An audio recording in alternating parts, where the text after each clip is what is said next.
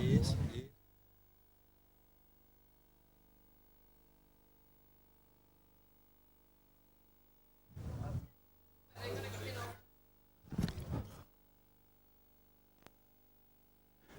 Just on PA, mate. Give us PA. Can we get PA? PA, Nicole? PA? I wanted. Okay. Well, okay. Ladies and gentlemen, in a couple of minutes we'll be starting a live coverage of this. It's live on television, New Zealand Today. So when I introduce, it'll be only introducing the players, but I'd like to take this opportunity to introduce the umpires, who are Ray Hunt and Leo Crimmins today. The marker is Mort Young. You all know Mort. He's very enthusiastic with the markers and will keep us up.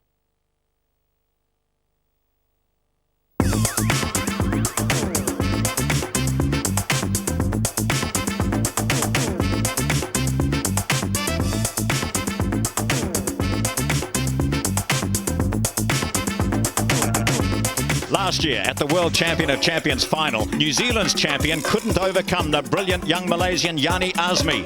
The men's final featured a New Zealander too, but his best wasn't good enough to hold out England's Mark Walton. The best singles players from 28 countries are back. Hello from Fandleton Bowling Club in Christchurch, where after some big variations in weather during the week, we have a fine sunny day for the finals. Last year we had a Kiwi in each of the finals, not so this time. We'll be showing you some highlights of the women's final after the men's final, which is coming live very soon. The men's final features a Scot and an Israeli. Well, we've got two Scots here today, Terry and Stu. Terry Scott, first of all, Jeff Radkin from Israel. What can you tell us about him? Been on the international scene for 20 years. No newcomer to this sort of event. Look out for some great bowls from him. Does he sound like an Israeli when we talk to him? South African born, but lived in Israel and taken out the titles there for a number of years. He is a very, very good bowler. Well, we know Burnett, if he's from Scotland, is going to be classy, Stu, isn't he? Yeah, Darren Burnett, classy Scot, 30-year-old. Bit of drama early on in the competition where his bowls he brought over didn't react well with the wind, so he did the best thing. Went to a New Zealander, Gary Lawson, borrowed his pink bowls. Pink bowls, imagine that. So there we are, we do have the men's final coming up for you in just a moment. It's live, it features a Scot against an Israeli. Pretty relaxed, battled the whole week, got to where we got to be, playing against a renowned bowler in Darren, plenty of experience, and what will be, will be. I'm looking forward to the final. It's been a long week. Obviously at the start of the week you hope you get here.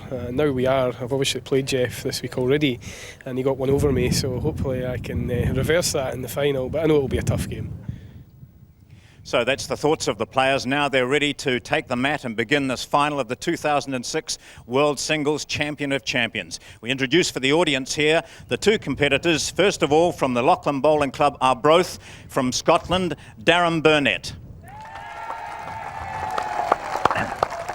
And opposing Darren from the Ra'anah Bowling Club in Israel, it's Jeff Radkin.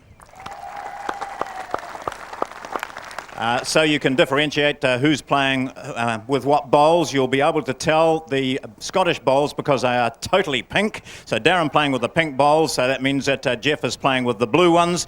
Darren has won the toss and given the mat away. Our marker for this match is Mort Young. It's the excitement of sets play here at the Fendleton Bowling Club, and there's quality in the final. Jeff Radkin, a silver and bronze medalist at past World Championships, and an up-and-comer in Darren Burnett. He's also been a World Champion singles runner-up in 2003, and Terry Scott, conditions are perfect. A light breeze developing for this afternoon's game, but however we've got perfect green conditions, immaculately prepared here at the Fendleton Bowling Club. An amazing job, and I'm sure we're going to see some amazing bowls. Looking at the conditions of play here, two sets of 9 ends, and then there could be a tiebreaker to decide the competition. That's a 3 tiebreaker competition, just ends then. And starting off with his first bowl, Darren Burnett with the pink bowl as it makes its way towards the jack with his first. It's a tidy effort just behind the jack, and a tidy bowl on the centre line, good green, just perhaps a little bit too much weight. Only finishing a couple of metres past the jack, and it's the opening bowls of the final. Both players will be a little bit nervous.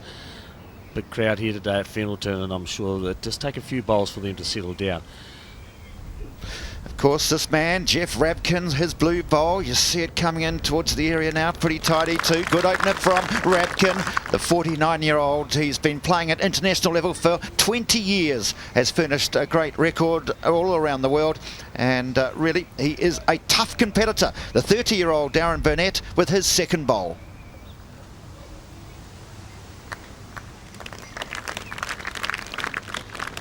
Yes, once again, Burnett's response past the jack. Green running very quickly at the Fendalton Club. 17.5 seconds the green running. Players just playing into a slight breeze going this direction. However, it's not having a major effect at this particular stage. So Jeff Rabkin, born in Cape Town, left South Africa in 1985 for Israel. Is a member of a club just outside Tel Aviv. But he's a tough competitor. And this is a good start, isn't it, from both bowlers. They've had trial ends to get some idea of the pace of the green. And you see at the moment, 2 down is Darren Burnett. And the 2 blue bowls closest to the jack. If you're watching bowls for the first time, it's who's closest to that yellow jack. If you've got 1 close, you get 1 shot. 2 closer, you get 2 shots, and so on. Here's Darren Burnett delivering that bowl. Knew immediately that he delivered it. He was wide. He did finish wide. Just displaying a little bit of nervousness, Darren, at the start of this game, whereas Jeff Rabkin settled in very quickly. Playing his 3rd bowl, follows it down. The players allowed to follow their bowls after 3 have been played. Big man got a bit of a sprint on.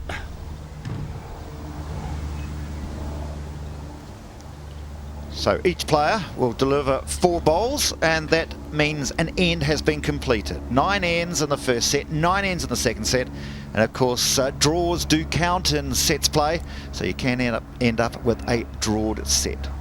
Last bowl then being played by Darren Burnett. Always look wide, and it is. Rabkin has 2, looking to make it 3. This is what we call the bonus bowl, an opportunity to turn 2 into 3. Does Jeff Rabkin of Israel want this to be a bonus bowl? And we'll find out in just a moment. Certainly would be a great start for Jeff Rabkin, picking up a 3 on the first end. Put the pressure on his opponent immediately from the start of the game. Left-hander. Big man, but a nice smooth delivery. Slap of the knee, not happy with it. Well, he's not happy at all, is it? It's always narrow, and it's a shocker, really. Opportunity to add to the count. Just picks up 2. Good start, though, for Jeff Rabkin of Israel, and he picks up 2 on the first, and he leads by 2-0.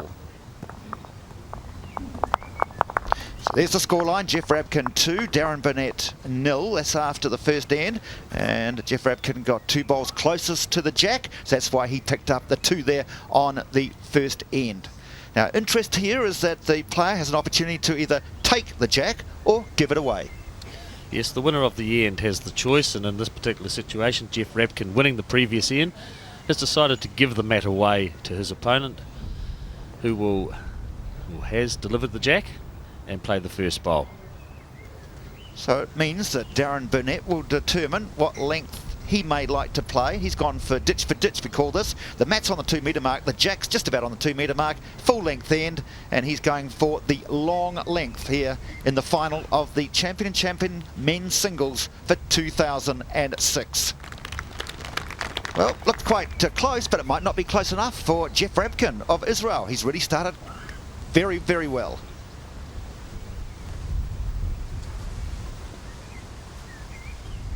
Blue bowl of Jeff Rabkin travelling down the green towards the jack.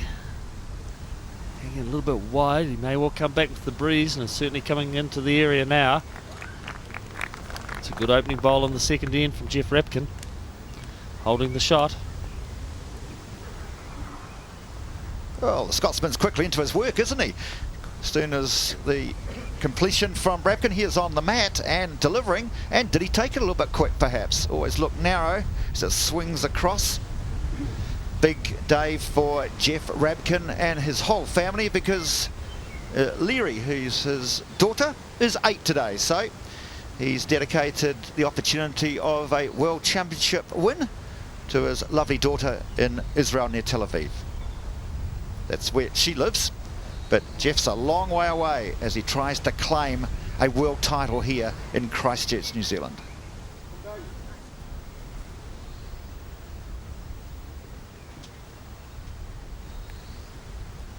It's certainly an interesting delivery from Darren Burnett when he delivers his bowl. He appears to, as if he's going to play it completely blind. By that I mean with his head facing the ground. Just lifts it at the very last minute of his delivery.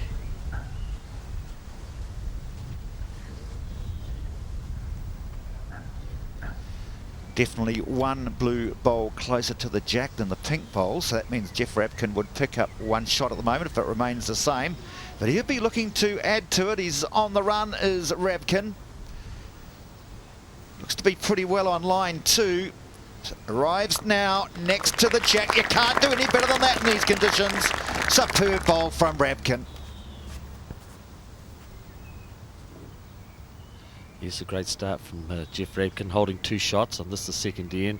Very little Burnett can do other than draw, but he's defied the odds and driving. He's only got the 1 bowl on the head. He certainly wouldn't want to take his own, and he doesn't. He's wide. 2 shots at the moment to Jeff Rabkin, and he'll be looking to draw another to see if he can get the bonus on this end. Failed on the first end, but however picked up 2, looking for 3 on the second. And he's got plenty of space, hasn't he? This could be like night follows day. You just think there's going to be 3 with that amount of space for this veteran, although just age 49, 20 years in the international scene, and has travelled the world playing bowls early on. Not playing quite as much as he used to, he told me earlier in the day.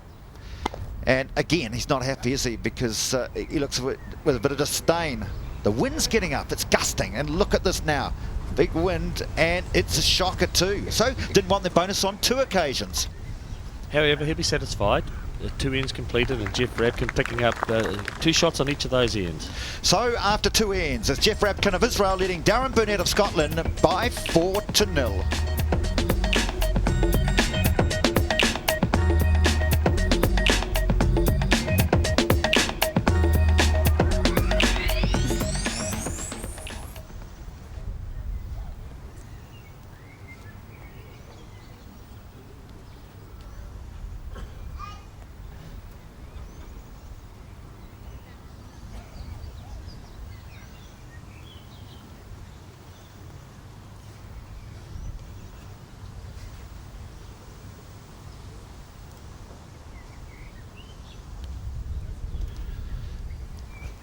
So, jack delivered again by Darren Burnett. Pretty well full length again. And the opening bowl from Darren Burnett is behind the jack. Now it's Rabkin, his quick reply.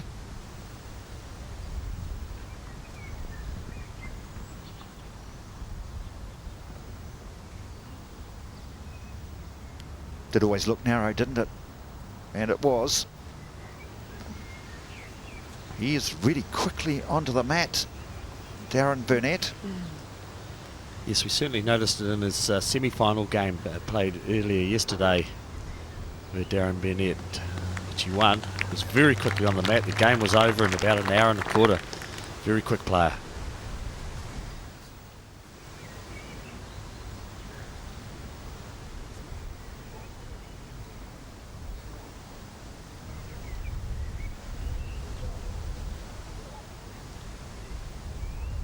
Still a fair bit of breeze. You saw the rose bushes just before, really waving in the wind.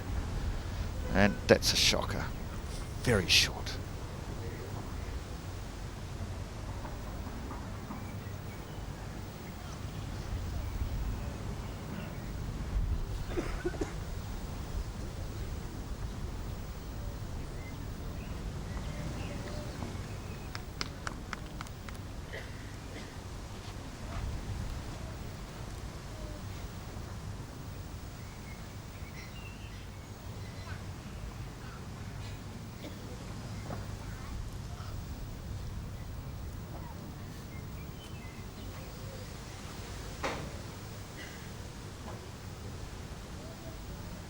Both players continuing to play down on the backhand. Bowls getting a little bit spread on this particular end. I think the wind's having considerable effect on the bowls as they're coming back into the jack. Both players struggling to find the line.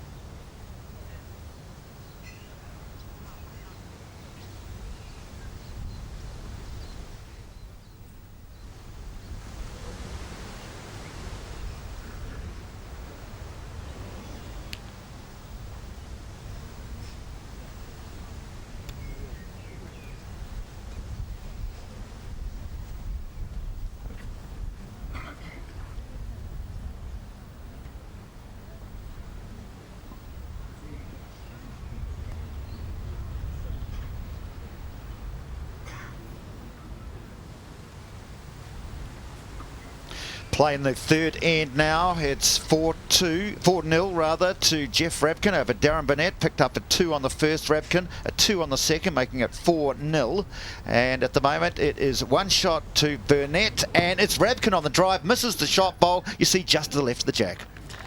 That will be then, could be 2 or is it 1? Just a 1. It's 1 shot to Darren Burnett, and Darren Burnett scores on the third end. 4-1 after 3 ends, and really it was a better effort on the draw that time from Burnett. Certainly was, but however there was a lot of wild bowls in particular. I think the breeze is having quite an impact on the play as they're going in that direction, and that is why Rabkin chose with his last bowl to drive. A little bit of danger if he was tight. He could have taken his own bowl, but had to be fairly well off target. However, he missed, and it was the 1 shot that was retained by Darren Burnett of Scotland. So coming this way, they've got the breeze behind them, which is growing all the time. Going other way, they're just battling into a slight breeze. Interesting to note that situation is reversed with Darren Burnett winning that end and giving the mat and the jack away to his opponent, who has thrown a near full length jack. Players in bowls terms are playing ditch to ditch, and Rabkin with his first delivery falling a couple of metres short. It's interesting, he's pretty disappointed too. He turned his back on it pretty early. He's having a little bit of trouble with his weight. So he's just getting into the rhythm of the game. Whereas this man, Darren Burnett, parks his tick bowl pretty well alongside the jack. All right, you're that far short. It's a very good opening bowl from Darren Burnett as Jeff Rabkin asks how far it is away from the jack. What sort of distance has he got to draw the shot in? And can he draw the shot in that distance? He's delivering again on his backhand, the left-hander, tracking towards the jack and looks to be on a fairly good line.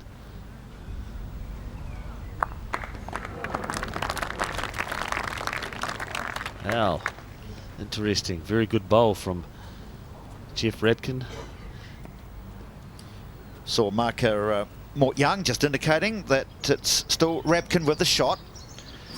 Good work from Mort Young, the marker, indicating to the crowd that's grown here over the last half hour who's got shots, so they're well aware. You can see the blue bowl just to the left of the jack, that's the shot.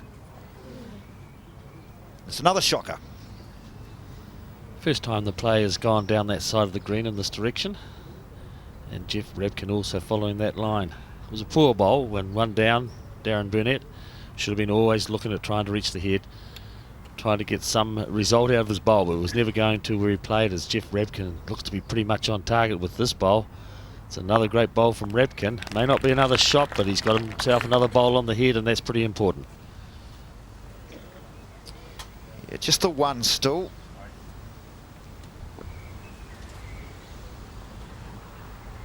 Tighter line this time from Darren Burnett. It certainly looks as though he's got a little bit more weight, but certainly hasn't got the line. Going well underneath. He was playing for a result, wasn't he? He needed to be coming through those blue bowls. It's either blue bowls or jack, wasn't it? Well, he had to be a little bit careful. He didn't want to play with too much weight to remove his own bowl, and we see that there's 1 shot there to Jeff Rabkin. Burnett didn't want to play too heavy to remove that pink bowl. Rabkin had the next 2 bowls after that, and of course the last one in his hand, which would have given him a great opportunity to pick up a multiple score. However, at the moment, he has got 1.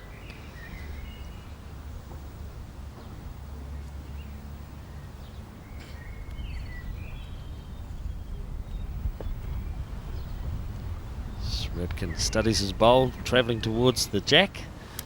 Has he got the weight to get there? No.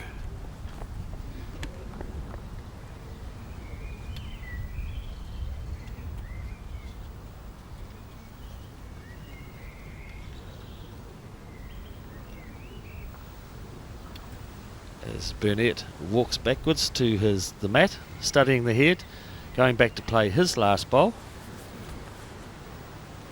He'll be a little bit careful. He can play with some weight to try and drag the jack through, but just needs to be very careful that he doesn't remove his own bowl. Very difficult to judge. He's got a tailwind.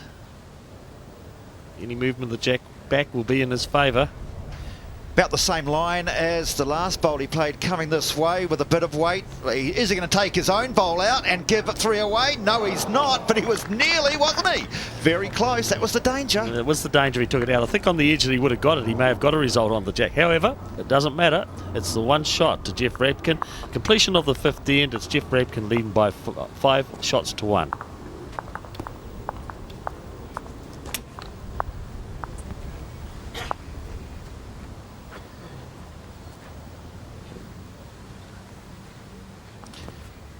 Both players really looking for the length, around about the same long end, pitch to ditch, so no change so far. Who will make the first move? One of them, I'm sure, will just lose the courage on the long ends and decide to go short. But at the moment, it's no difficulty giving the jack away because it's the length they're both playing. Oh, Jeff Rebkin's going to be happy. He's been scoring the more shots on the longer ends, and that's where Darren Burnett's throwing it to. I just wondered whether it was timely for him to make a change, either pull the mat up a bit.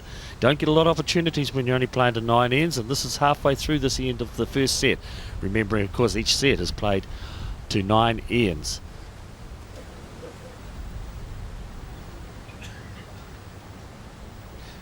We watched yesterday Darren Burnett in action against Keith Vaughan-Jones of Spain when he won 10-1, 10-5, and he was very consistent on the draw.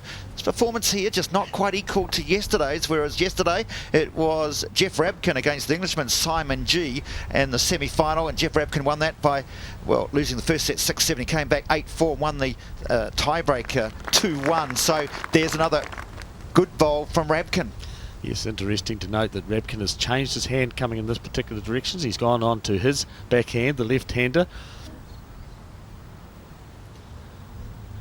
Both players seem to be struggling on the other side of the green as they were playing in this direction. However, Rebkin's taken the initiative. Changed and drawn a relatively handy first bowl. Just needs a weight adjustment, another metre of weight.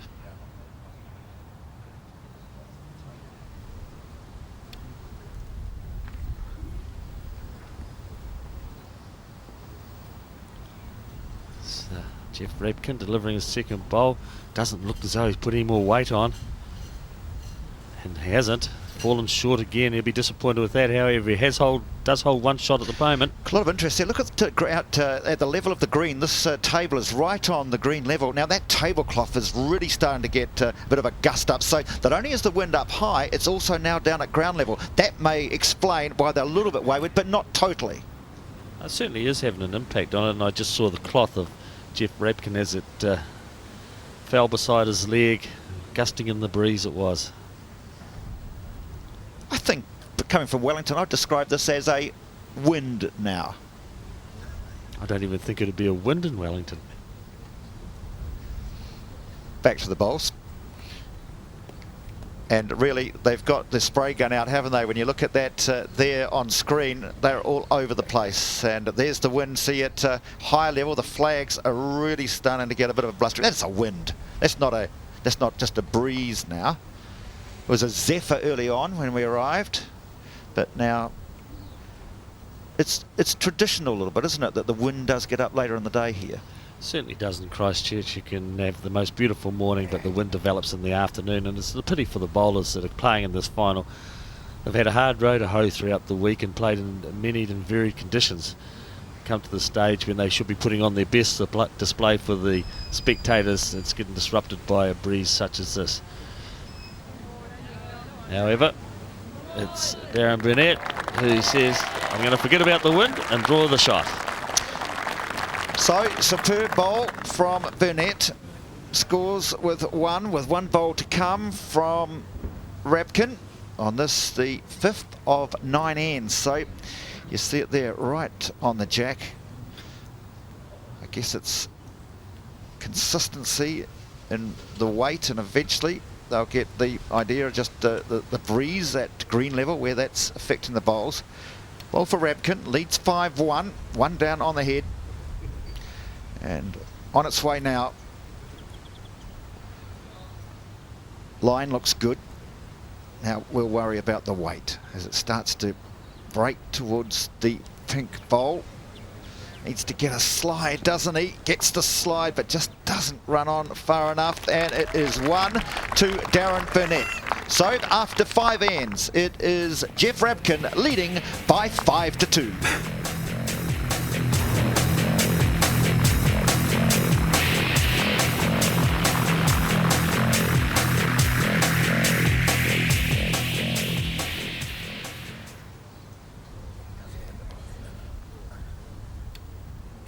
Again, it's Darren Burnett says, you take the jack, and he puts in the ditch. Now this is interesting because he's put the jack in the ditch, so he gives that advantage away now to deliver the jack as well. He gives the advantage away to Darren Burnett. Jeff Rabkin putting the jack in the ditch.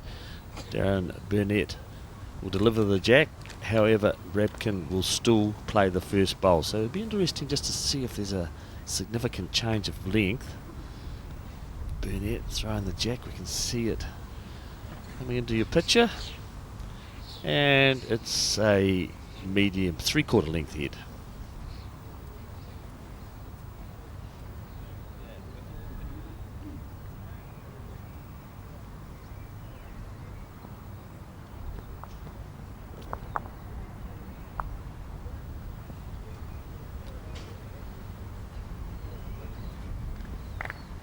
Jeff Rabkin with the blue bowl. And an excellent opening bowl at that. So the marker will put chalk mark on that bowl, because if it ends up in the ditch it will be live. And it could be live after this drive from Darren Burnett, and just misses, doesn't he? Well, it's an early drive. Very early drive. Had a look at it, 5 ends completed. I'm 5-2 behind. I really don't want to lose another shot on this end, is the thought of Darren Burnett, so I'm going to attack. What will Rabkin do? Draw another one close. Doesn't want to make the target too big for him. It's a 1-bowl jack target at the moment. Just to get in behind it, it'll be certainly be a good bowl, and that's where he's going. Meter past the jack. That subdued the Scotsman a little bit. He now realises that he needs to try and get one close, as he could drop a big number. And just hasn't achieved what he wanted on that occasion. Rabkin in control on the end.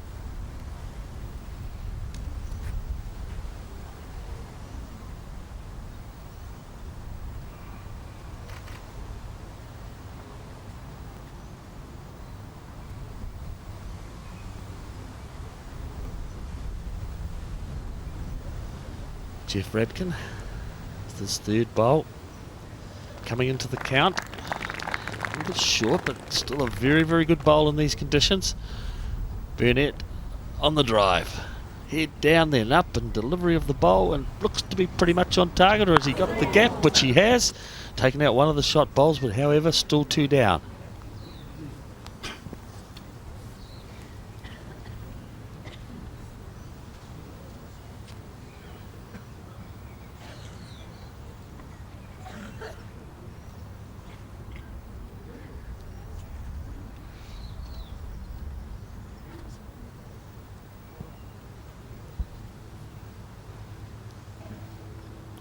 Rabkin holds 2 shots on this, the 6th end. We've seen the Scotsman, Darren Burnett, with 2 drives. And it is 1 bowl to come from Rabkin, 1 from Burnett. Rabkin has 2 shots, you can see quite clearly on the screen now, and he's got a 3rd. If he gets it on the centre line, he'd be happy. Now, the Scotsman is in a quandary. Does he drive or does he draw? He's 3 down. He is going to drive. Darren Burnett of Scotland on the drive, looking for the jack, gets a slide and just perhaps reduces the count by 1. So not on target with the drive. You'll see the 2 there, and you'll also see our marker, Mort Young, showing that it is Jeff Rabkin that picks up a 2 after 6 ends. Rabkin leads by 7-2. That's a good break. Oh, it's a great start for Jeff Rabkin, and has certainly settled into the game a lot quicker than what Darren Burnett has. Jeff Rabkin, particularly playing that direction they have just played, has played very, very good bowls. Both players struggling going back into the breeze. However, it's an opportunity now that Burnett has to put his head down, think about it. He's 7-2 behind, and there's 3 ends to be played in the first set. He's got to weigh the situation up. He's only 5 behind. Just needs to make sure he scores on this end to give himself a chance. He's got the classic Northern Hemisphere deliveries, sort of just launches off the mat. There's the score line, 7-2. Good start from Rabkin, as you see, led 4-0. And he's turned his back on this one, has the Scotsman Darren Burnett. You can understand why. Rabkin a chance to hammer the advantage home with his first bowl.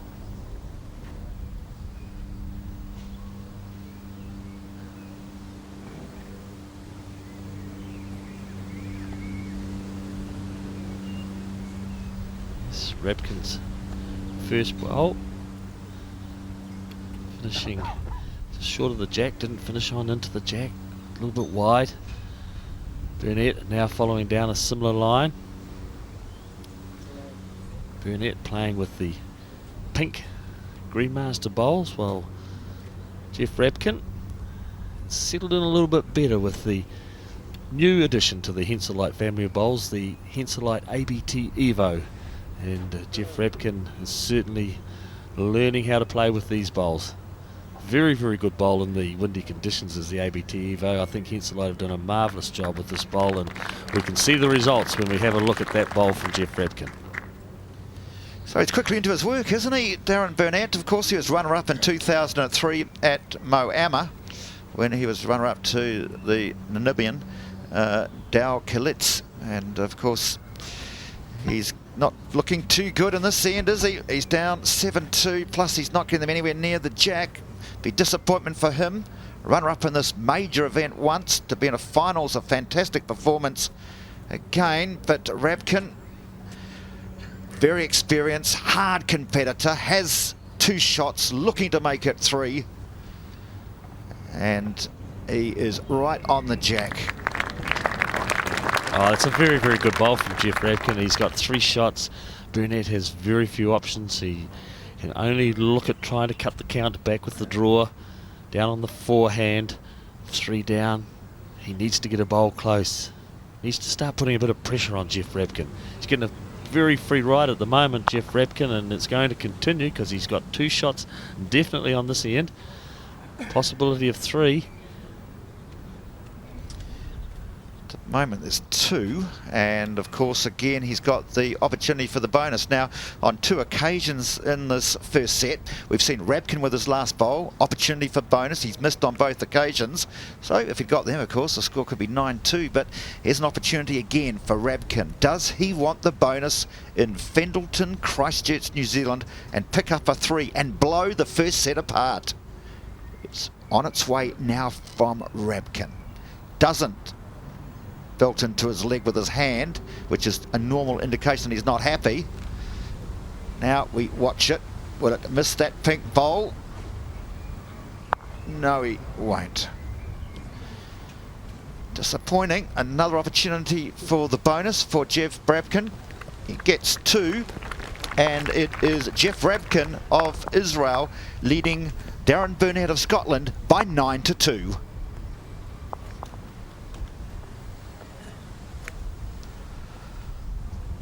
So, what now for the police constable from Arbroath in Scotland?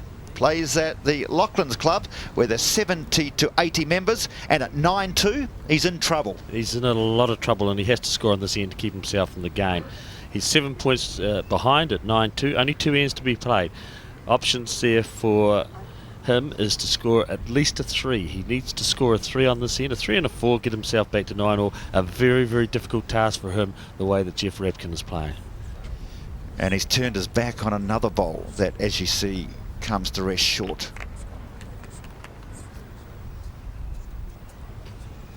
Just may well be a situation over these next 2 ends that Burnett has to try and settle on a line and the side of the rink that he wishes to play, put the set to the side and start off afresh in the second. Hopefully he can pick up the second set for his sake and go into a tiebreaker situation. At the moment, it's all Jeff Rabkin.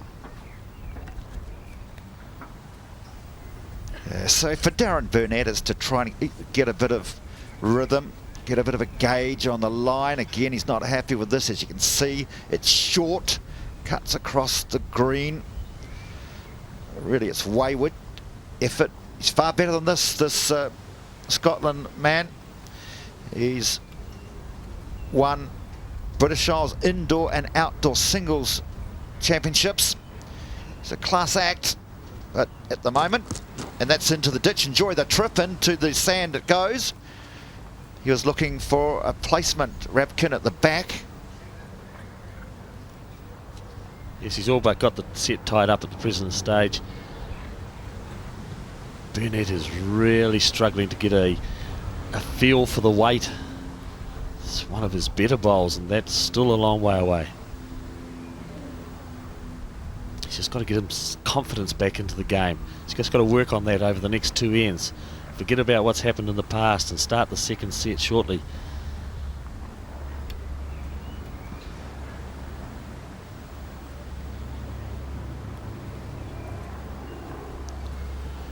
So it's still, as you see from our marker, Mort Young, 1 shot to Jeff Rabkin. The last bowl then for Darren Burnett. If he doesn't score, the first set will go to the Israeli, Jeff Rabkin. So he needs to score with this. Darren Burnett to stay in the action. That misses, goes through, and Rabkin says, well, thanks very much. He'll walk up and have a look, make certain that he definitely has the shot.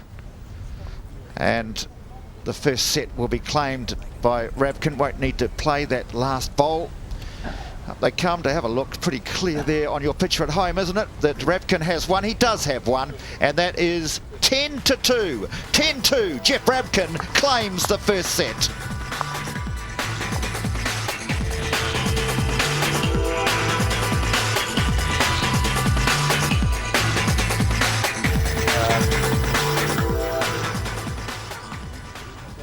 Try and hold this. They're going to try and hold. Yeah. Next set. Are we able to hold this? Yep. in Yep.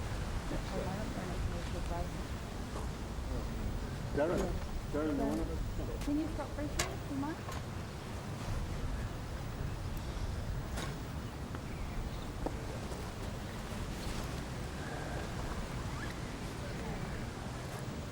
How long does it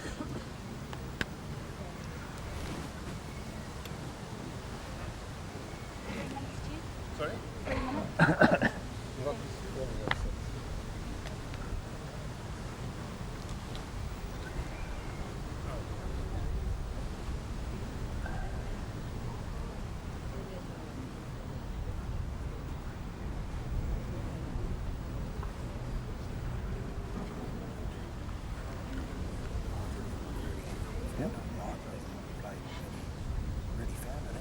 No. The Israeli looks a bit more. Yeah.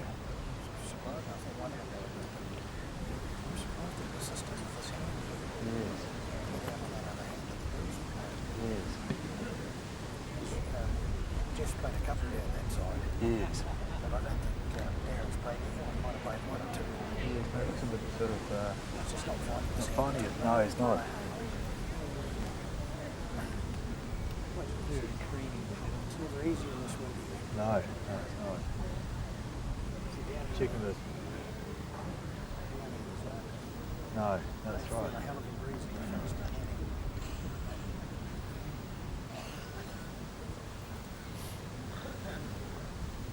Carry on or do you want to split?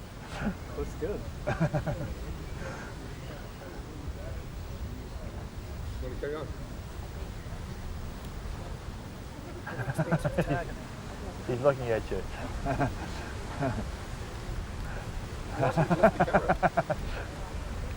Ignore it.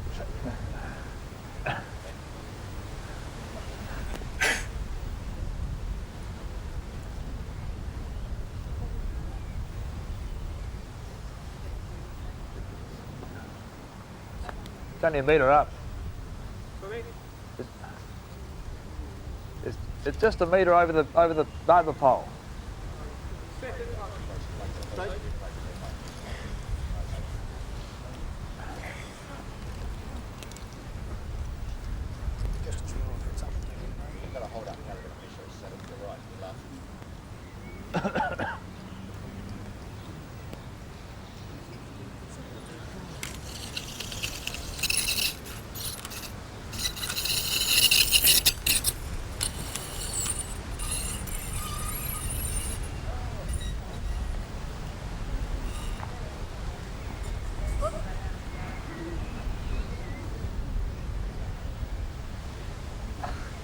So the first set has gone to Jeff Rabkin of Israel by 10-2. Now we're looking at the start of the first end of the second set, just checking whether the jack is up or not. You've missed none of the action here, and that's going to be pretty close, I think. There's the first set, and it's 10-2, as you see. Jeff Rabkin got away to a fly, didn't he? 4-0, and that was pretty good first up for Rabkin. Got into his rhythm quickly. Yes, he certainly settled down a lot quicker than what Darren Burnett did. Darren just looked a little bit nervous as he started the game. Big match for him. It's the final. However, he has been there before. 3 years ago, he lost the final. Nevertheless, he's come back into this set and he's got to put the first one aside and say, well, let's start again. I've got to win this one, and I'm still in the match. I see that he's also, Darren Burnett, given way to his jacket, taken that off, and he's now got the dark blue top on of Scotland. Reply now from Jeff Rabkin. Online again. He's pretty relentless on the draw, is Jeff Rabkin. Just really wondering, the players going in this direction. Jeff Rabkin switched over very early to play on his backhander. He's a left-hander, to go down the side of the green that he is. However, Darren Burnett is stuck on the other side where both players were struggling. He's still struggling. Jeff Rabkin's getting the shots. I just wonder whether he should be changed as well. Going down the line of his opponent, he's picking it a lot better down that side of the green. So Rabkin turns his back on that one, doesn't bother watching it, and you can understand why. That's not good, is it? Oh, he struck a huge gust of wind halfway through the journey of the bowl. Got it right in the mid-shifts, moved the bowl outwards. Didn't have a chance of coming back towards the jack at all. He's cut his green this time, has Darren Burnett. When will he make the change to... Now, Rabkin, in fact, is still going down his backhand. I wonder when Darren Burnett will follow suit and follow this bowl down, which is a far better effort. Good agate, this one from Jeff Rabkin. I don't think he can really come down that side, but we'll just see. Is he going to go on the drive? There's two shots there at the moment of Rabkin. It's Burnett on the drive and misses. Wow. Rabkin, can he do it with the last this occasion? He's failed on numerous previous occasions throughout the first set to add the bonus bowl. Got a great opportunity here. Jeff Rabkin, can he kick off the second set in the same fashion that he finished his first? So here's the attempted drive from Darren Burnett, and doesn't get any of the two blue bowls that are holding shots, and now it's to the bonus from Jeff Rabkin. Does he want the bonus this time? Has two, looking to make it three. And close.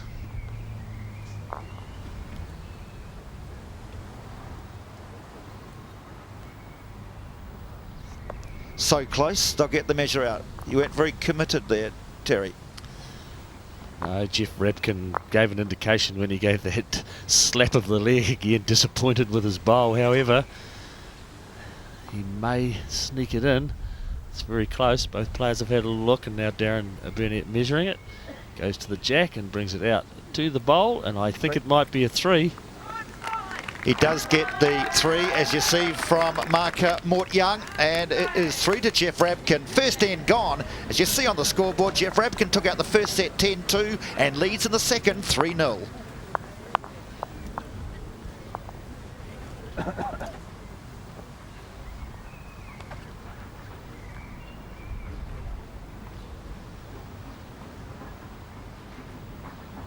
So at the moment, it's Darren Burnett that's scored just on 3 ends, and just needs to get the scoreboard moving, just needs to get a little bit of confidence, needs to get one close and see if he can put some pressure on the relentless display of Jeff Rabkin. Yes, some very, very good bowls from Jeff Rabkin in these conditions. 10-2 in the first set and kicked off the second with a 3. It's a great start for him, and it's certainly shattering the confidence of Burnett, struggling to score in his first bowl that he's delivered on this second end of the second set, finishing near the ditch. Rabkin continuing to play what we call round the clock, going on his backhand both ways. It's settled in and found the conditions a lot easier than what Burnett has. However, short on this occasion.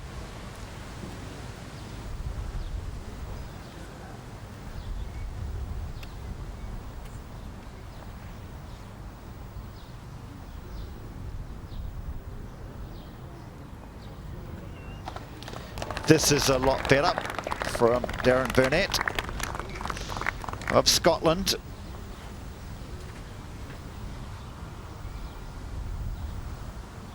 Rabkin just seems to have consistency in the draw. He's thereabouts most of the time. Certainly looks to be thereabouts with this bowl, his second bowl. Wresting away the shot from Burnett. 1 to Rabkin. Scotsman needs to pull something out of the bagpipes.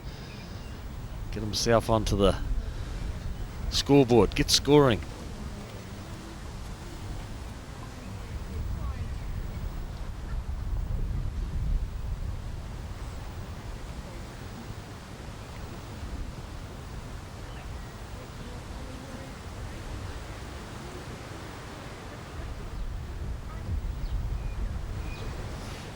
Just maintaining the same sort of line, Rabkin.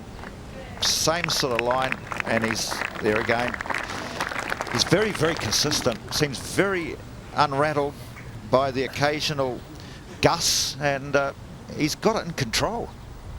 Yes, I think the conditions have upset Burnett a little bit more than what they have with Rabkin. He's settled into his game, and he's not letting the variance of the wind interfere with it. He's just getting down and drawing the shot.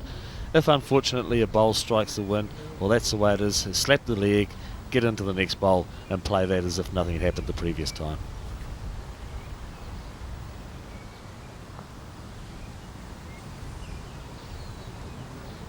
He's not happy with this, Darren Burnett, and he's flying past another opportunity for Rabkin with the bonus, and a 3 here, and he just breaks open the second set in 2 ends. Yes, the way Rabkin's going, this game will be over very, very quickly. He's dominated throughout. 10-2 in that first set. Excellent display of bowls. He's kicked off with a 3 and the opportunity for the second 3. Only the second end of the second set, but the dominance is starting to show from Jeff Rabkin. So Rabkin with the bonus bowl here at Fennelton in the World Champion Singles competition for 2006. Has 2, looking to make it 3. As night follows day, Rabkin draws another shot. Oh, the Israelis on fire here at Fennelton. He leads by 6-0 after 2 ends in the second set, after taking out the first set by 10-2.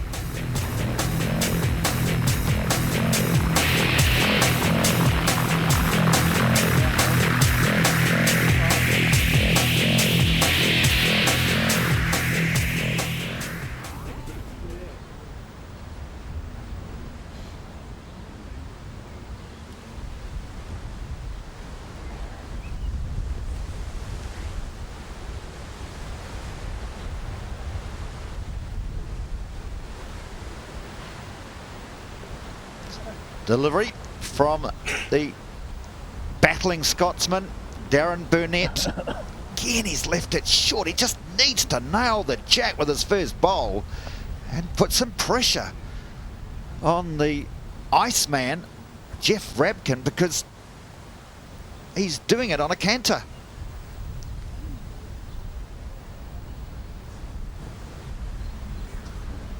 I know the Scotsman, Darren Burnett, is far better than this, and here's an opportunity. Rabkin's first, as you see on screen, is very, very short, and Darren Burnett, now's the time to nail the jack, get back into this championship.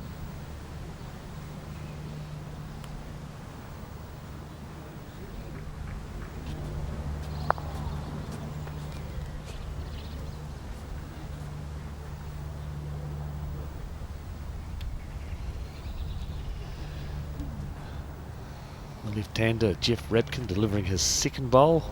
Third end of the second set. 9 ends to be played. Better than his first. Coming back towards the jack. It will certainly get the shot. There's still plenty of room for Burnett. I'm still struggling to wonder as to why Burnett has not taken the opportunity of changing his hand. Getting down the hand that Jeff Rabkin is playing, particularly going this way. That's where he is getting the closer bowls. It's not easy in these conditions, but his opponent is getting closer than him. He's got to look at the reason why. It's Burnett's third bowl. Doesn't look to be any better. In fact, it's falling shorter than his previous two. And all he's doing is leaving the gate open. The gate open for Rabkin to go through and score some more. So Rabkin with 1. Looking to make it 2. That's narrow. It'll get wooded. No, just slips past, but still enough weight. Here's an opportunity for the Scotsman with his bowl. He's weighing up as to whether he has a drive at Rabkin's bowl or not. It's a long way away. Takes it out, gets 3 shots, put the pressure back on him. But no, electing to draw. Continuing down the same line. He's got opportunities to turn his bowls, but he's got to be up to them to make sure he does. Certainly looks as though he's got more weight. He's given it a chance. It's a matter of if he catches the bowl correctly or not. And that's unlucky.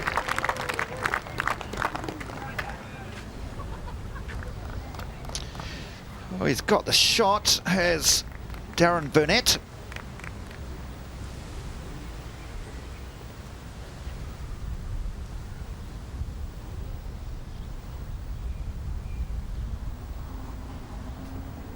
One bowl to come then on the third end of the second set. Jeff Rabkin is 1 down on the head. He's still got plenty of room to draw the shot with his last bowl. 6-0 in the second set. He leads, Jeff Rabkin. And now he is looking for the shot here. Always looks heavy and wide. And it will be Darren Burnett that picks up a single on the third end. It is Jeff Rabkin that leads by 6-1. Will that get the Scotsman on the rebound here and on the way, as we hear a lovely Scottish accent from one of the spectators supporting the Scotland. Yes, it is 1 shot to Darren Burnett, but there's a lot of work for him to do yet. He's only scored on 3 ends so far in this entire game. 2 ends on the first set, scored singles on those ends, and this, the third end of the second set, scoring his 3rd single of the match. Jeff Rabkin is certainly not giving him anything away, as we can see the board there. An immaculate start in this set by Jeff Rabkin, scoring 2 threes. Burnett having come back with the single as the players commence the 4th end. Would be a time, Terry, that Darren Burnett would say, right, I've got to change something dramatic, drag the mat right up and then change the length dramatically, perhaps. Certainly got to look at it, particularly when Jeff Rabkin has thrown a full-length jack and put a bowl that close to it. It shows that he is quite happy to play that length, and he will continue to dominate at that length. It's putting the pressure on Burnett all the way through. He's got to weigh it up now. He's in a situation where he's getting near halfway through the second set, 6-1 down, and a bowl that's sitting right on top of the jack. Life is getting very difficult for him. And a very good reply from Burnett too. Springs the jack slightly, but this man on picture, Jeff Rabkin, he has won a World Bowls silver medal in 96, a bronze medal in 92 and 2000, all in singles events. So he's a hardened campaigner at international level. Will be here, of course, in the World 2008 Championships for men and women. And he'll be one of the first chosen, I'm sure, in the Israel team. Darren Burnett gets a little bit of luck at last.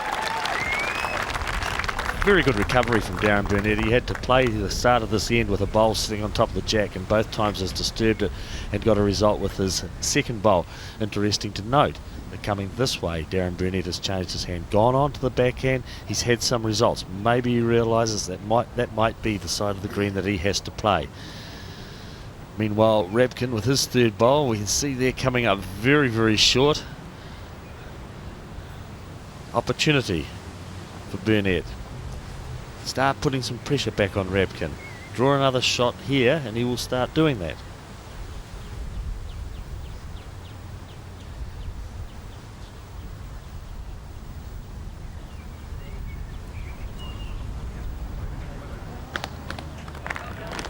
And there's two now for Darren Burnett. Comeback kid, Darren Burnett has two.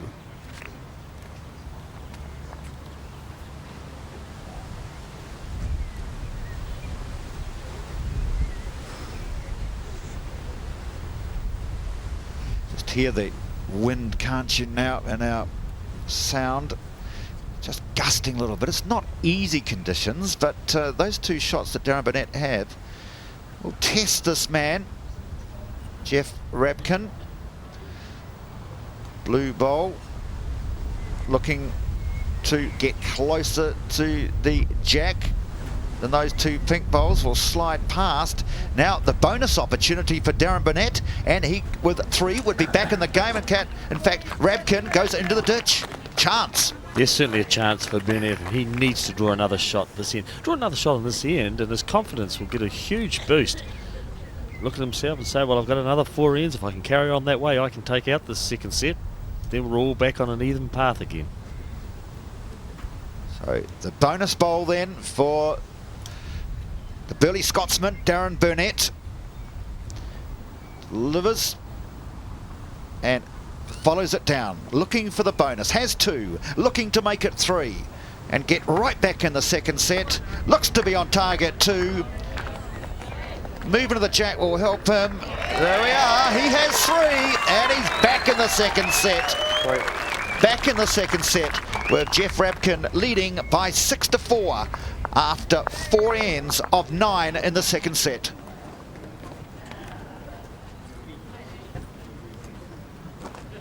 One more. So Mort Young removes the mat and watches as Rabkin continues to go. Now drop this jack a little bit shorter, Terry. This is interesting. This is the shortest they've played for a while going this way. Well, we can recall right back to the very first end of the set where Jeff Rabkin threw the jack just over the distance peg and scored a 3 on it. He's gone back to that situation once again. Just a little bit longer. And for some reason or another, Jeff Rabkin has changed his hand, and I cannot understand at all why that is the situation. He has been going down on his backhand in this particular direction. Why wouldn't he want to carry on doing that?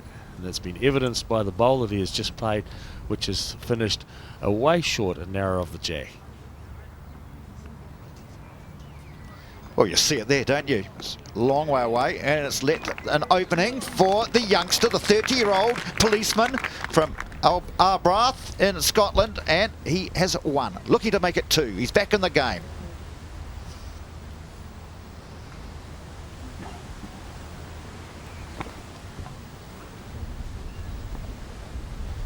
Now he's gone back to his favourite. No, he's still on that other hand. Well, what's happening here, Terry? Oh, I think he wants to make a game of it. Give his opposition a chance, does he? Well, it does surprise me. He has been playing on the backhand and going very, very well. Scored a 3 in the opening end of this set on the backhand. 3 well-drawn bowls. Now he's gone on to his forehand. Will he wake up and change? As we see the bowl going in the other direction. He's gone back to where he was drawing shots before. See what sort of result he can get, because he certainly looks to be better played than what he was on the previous occasions. On the other hand, the bowl of Rabkin coming in, it's not the shot, but it's one of his best he's played on this end. What a surprising decision. Really dominated the game, playing on the backhand, changes over, let Darren Burnett in on this end, this fifth. 6-4, he's in touch, score here. And he's right back in the contest, and will do so with this bowl right behind the jack. He's come back, the Scotsman. Bit of a boost in confidence, and he's got 2. Certainly so from the previous end, coming back with his opening bowls on the previous end, removing the shot of Rabkins that was sitting on top of the jack, and then ultimately scoring 3. Only trail by 2. Pressure going back onto Rabkin.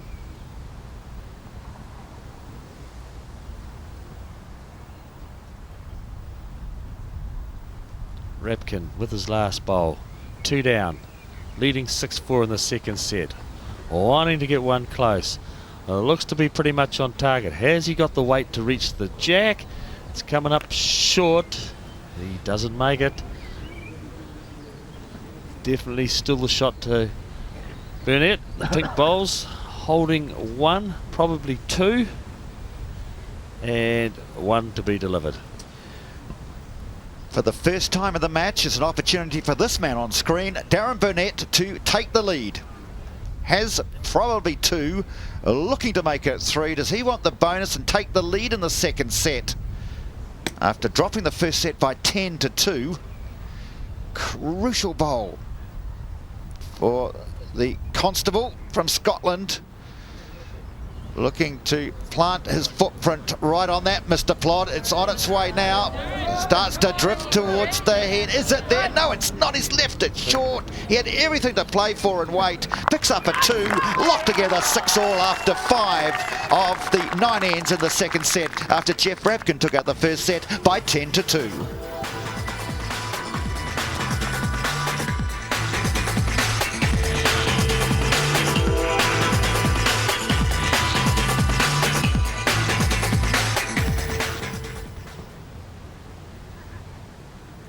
Right back in the game, and he has forced Rabkin to make some unusual changes.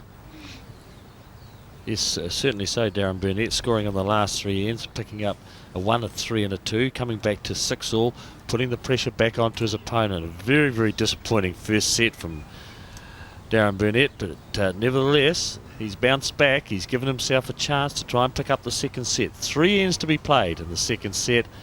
And at that stage we'll know whether Jeff Rabkin has drawn or won that set and taken out the title, or has Darren Burnett won it and they will go to a tiebreaker.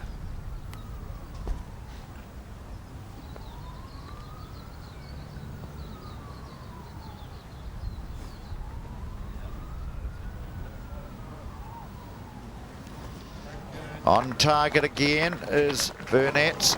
Just slipped past the jack, but he's playing with more confidence, not dropping them short, giving the bowl a chance. It's the classic Northern Hemisphere tactic, is playing up to the head. They don't often leave them short in the heavier conditions. It's no different here.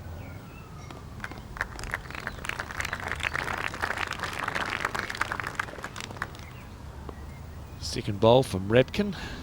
The shot itself, wind just having died down a little bit, gives the opportunity for the players to get some bowls close to the jack.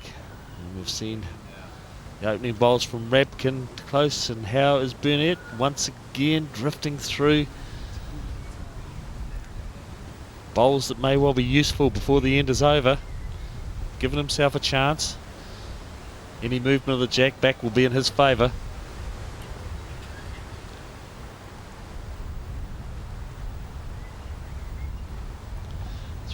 studies his bowl as it drifts towards the jack. Taking a bit more green on this occasion, gone narrow with the last 2 bowls. Will it come back enough to be in the count? Don't think so. It's Darren Burnett asks how many. 1 in the measure. 1 in the measure. And the indication from marker Mort Young that he is 1 and a measure down. The 3rd bowl from Burnett. Can he draw the shot, or can he move the jack to make his bowls behind count? Looks to be pretty much on target. He's inside the blue bowl. He's inside that. He's going to be close to the shot. That's certainly what he has got. An excellent bowl from Darren Burnett.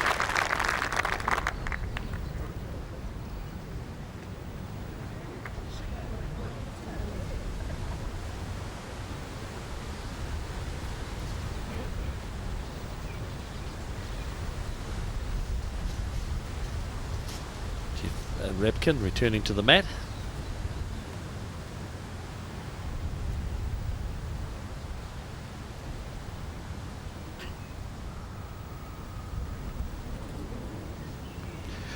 Repkin on the drive and gets the jack and hits it into the ditch. Now, is it inside the boundary area? That's what we'll be watching. Well, we've seen Repkin's first drive of the contest. Jack out, I think, of the boundary. It is, and they'll spot it on the marker, and it'll be interesting to see from here on the mark on the green. It's 2 metres out from the ditch. Be interesting to see who now has the shot. Well, the jack has been respotted. I was surprised that Repkin drove there. He was only 1 down, although he did have 2 second shots. Any killing of the jack where it goes outside the rink pegs was always going to be an advantage to Burnett, and on this particular occasion the jack has been respotted. It's Burnett who's definitely got 1 shot, probably 2. He had a look at the 3rd, but plenty of room to draw 3. This is a great chance for Darren Burnett to take an initiative in this game. Opportunity to go out to 9-6 lead as he delivers on the forehand. Can he make it 3? Looks to be happy. The spectators are calling it in, and it's coming on in as well. Definitely got 2.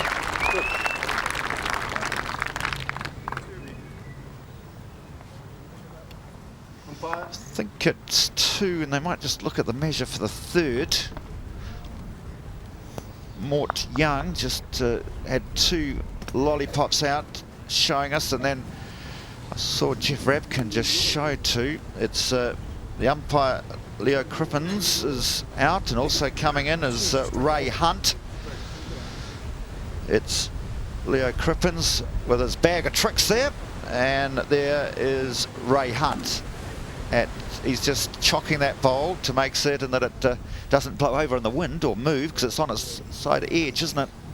Yes, it's just if he touches it with the measure, he doesn't want to knock it over himself. Certainly on that angle, it looks as though we favour the pink bowl, but Repkin seemed to indicate that it was only the 2. Could the one on the gutter as well or not? You go up to the jack. I don't think that will come into contention. They seem to be interested in the okay 2 then? bowls that are short of the jack. Go around the other side of it.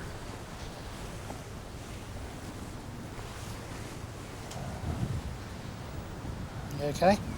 No, not yet. Okay. So Leon Crimmins is the man Okay, next now to the back jack, blue one.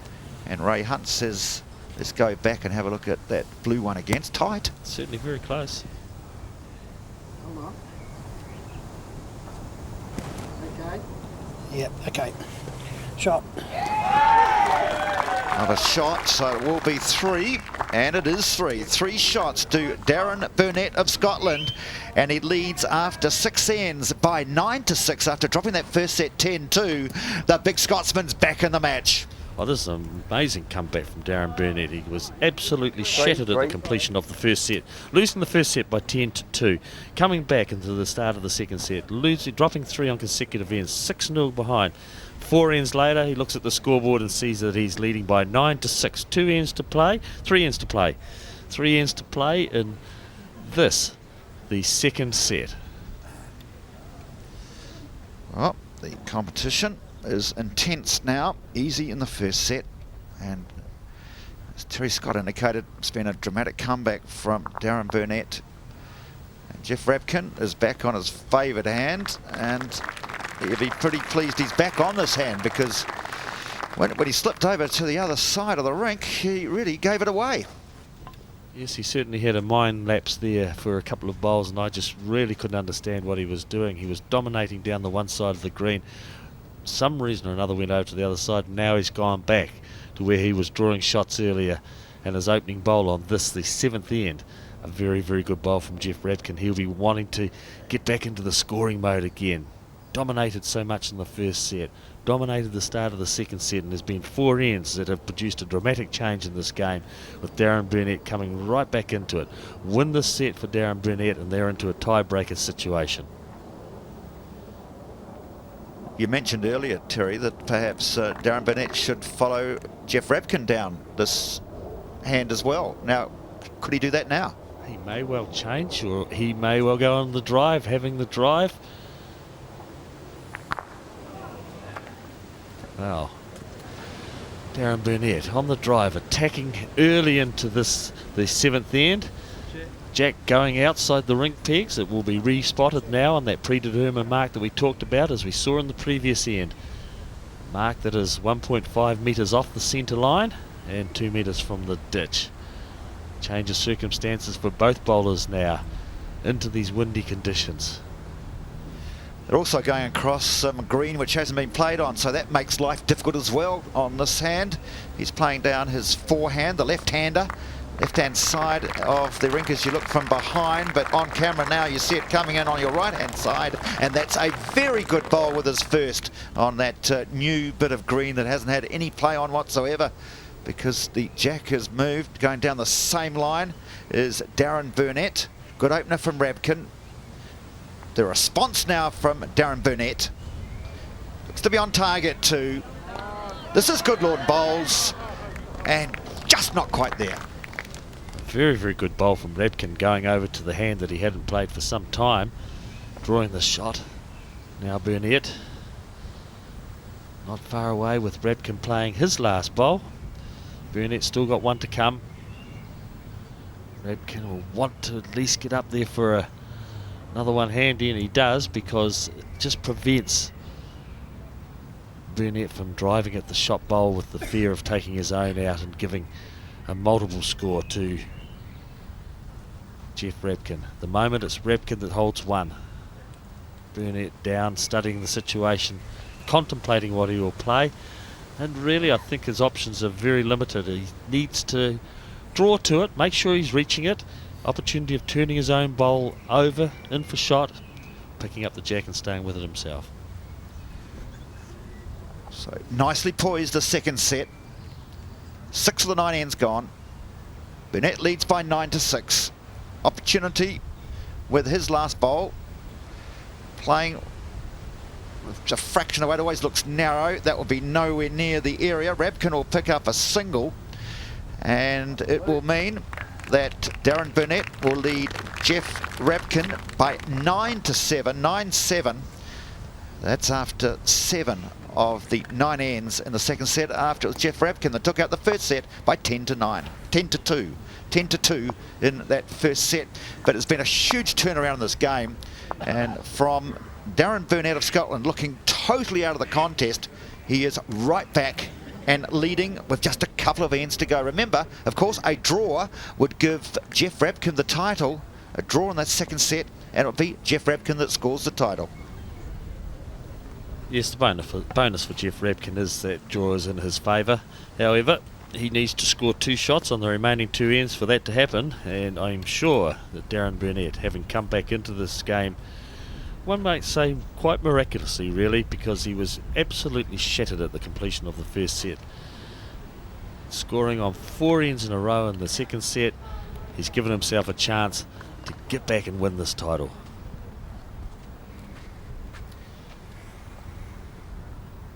Young bowlers would realise that that first bowl is just so important. You can put pressure on the opposition for much of the end if you can achieve it, and Burnett would be disappointed with his first, as would Jeff Rabkin with his first. Still plenty of room. If you nail that jack, the pressure goes immediately on the other player to just remove the bowl from near it. Yes, the opening bowl, if you can put the pressure on. We saw it earlier on where Jeff Rabkin put the pressure on Darren Burnett. He responded very, very well to it. Shot with his second bowl. Rabkin continuing on his backhand. Big man from Israel.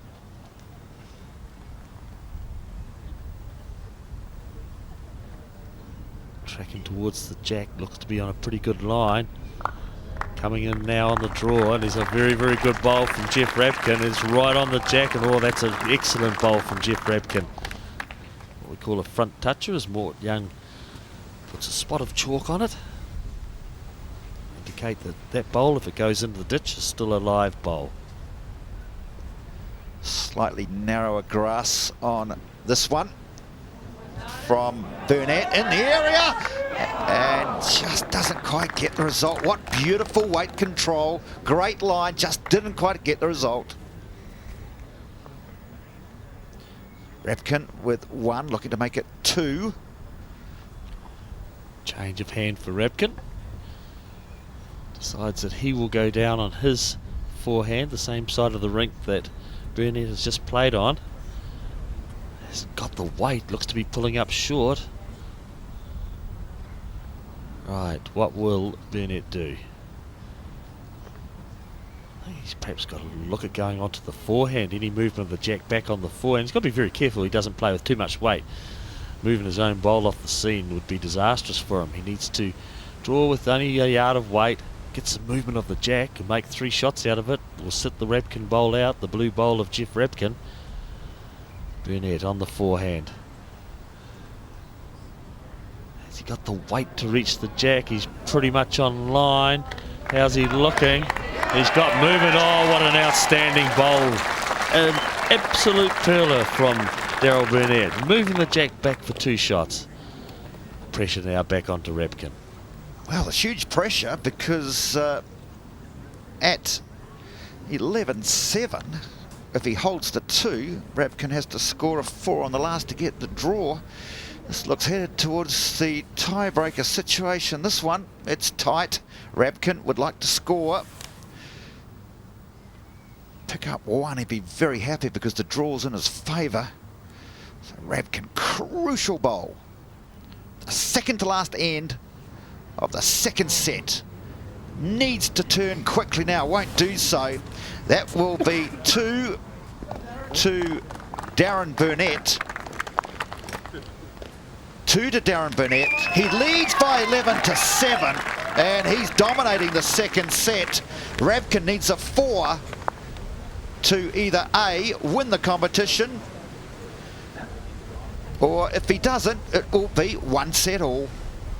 Tight game. He's clawed all his way back. This man on screen, Darren Burnett, to remain right in contention in the World Champion of Champions singles for men in 2006.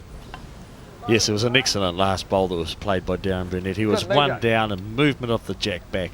Trickled it back. Getting 2 shots for himself, putting himself in a near unbeatable situation as far as this set is concerned. He leads by 11-7.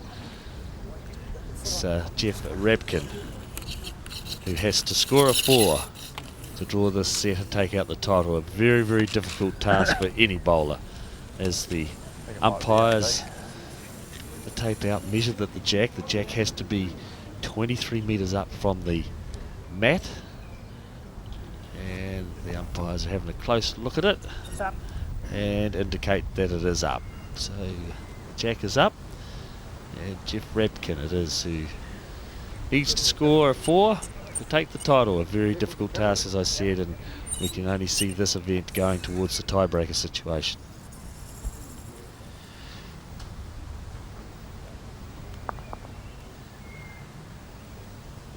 Great comeback for the Scotland singles player. Of course, all the singles players who won national events in their countries are here at this tournament, except of course Australia, where New Zealander Russell Meyer won their national singles championship, and as is place for New Zealand, the rule is that the country then can't enter a player. Of course, it'll be interesting in New Zealand's national competition this year, where Malaysia have some entrants. If they were to win the New Zealand competition in the singles, New Zealand then wouldn't have a entrant in the competition next year. Yes, the national tournament, which is to be played later on this year, over the Christmas New Year period in Dunedin. And there's, as you said, a number of Malaysian representatives playing in that, taking the opportunity to getting some practice on the New Zealand greens prior to playing in the Asia Pacific Championships, which will be held back here in Christchurch from the 13th to the 20th of January. In round robin play, Jeff Rabkin played Darren Burnett, and it was Rabkin that won that. He lost the first set 6-8. He won the second 8-7, and then Rabkin took out the tiebreaker on that occasion by 2-0. So will we see a repeat of that, and will it be the same result?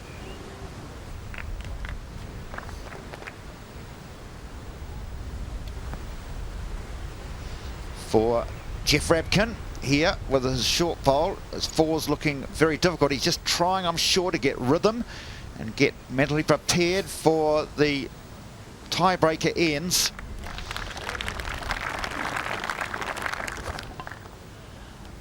Yes, the task has become very difficult for Jeff Rabkin. He's got one bowl short of the jack.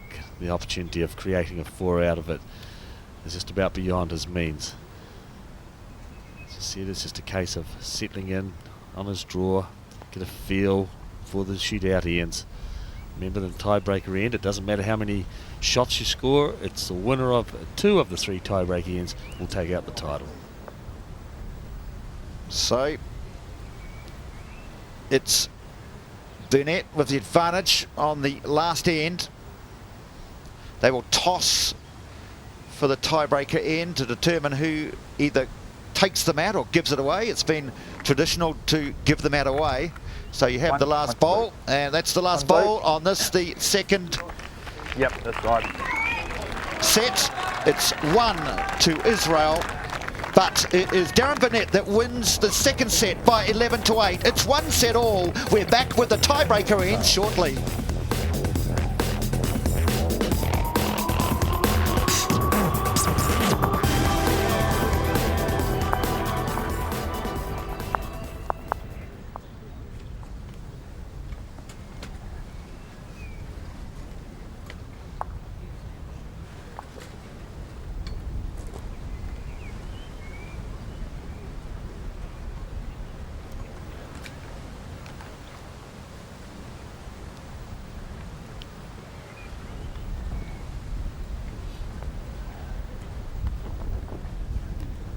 So Jack Bean delivered on the first of the tiebreaker ends. 3 tiebreaker ends, win 2, and you win the title in 2006. Shots don't count. It's just get your bowl at the end of the end closest to the jack than your opponent. It's high drama here at Fendalton.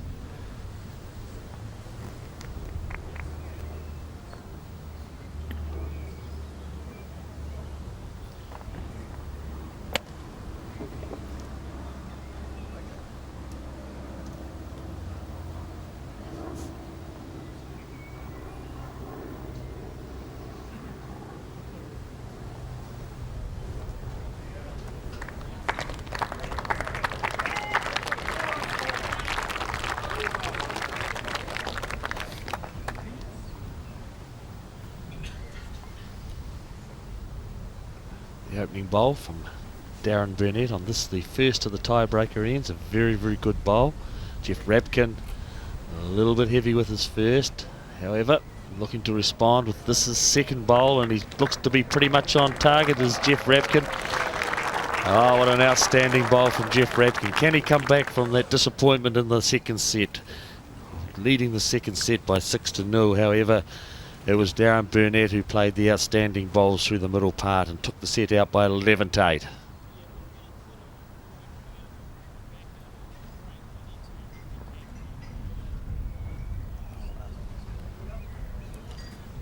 Second bowl from Burnett. Excellent weight, but very, very narrow and hugely affected by the breeze on that particular occasion. Very gusty breeze having a major effect on the bowls at the present time.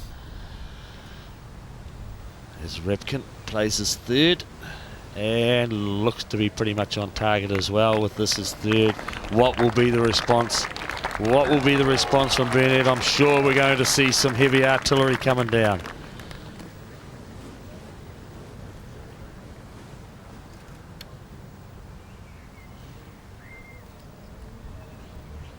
Burnett on the drive. Oh, and he's very well played. He took the one bowl off the top front of the jack, and it's still Jeff Rabkin who keeps his blue bowl there.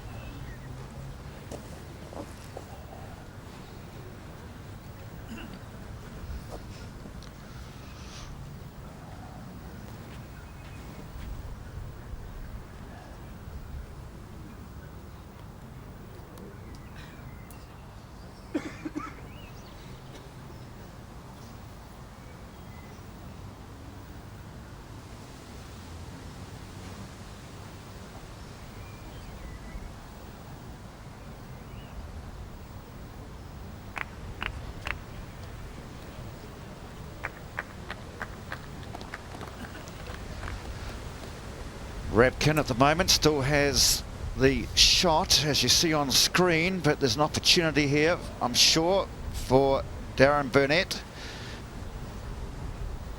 because it's only one shot that's sufficient. Will he play attacking shot here? He is looking to attack with his last bowl. Is Darren Burnett is on the drive, looking for the blue bowl. He's got it, and he's also got the jack. That'll be spotted, and he may end up one down, because I think that blue bowl might be counting. It's a toucher. Yes, certainly so. It was the blue bowl that stayed for shot, and it's one shot to Jeff Rabkin. Darren Burnett very disappointed. Played an excellent drive, however, with the jack moving back, it was the shot of Jeff Rabkin's that it's got it on the first end, and that is first end of the tiebreaker. Jeff Rabkin, Israel, taking it out by 1-0.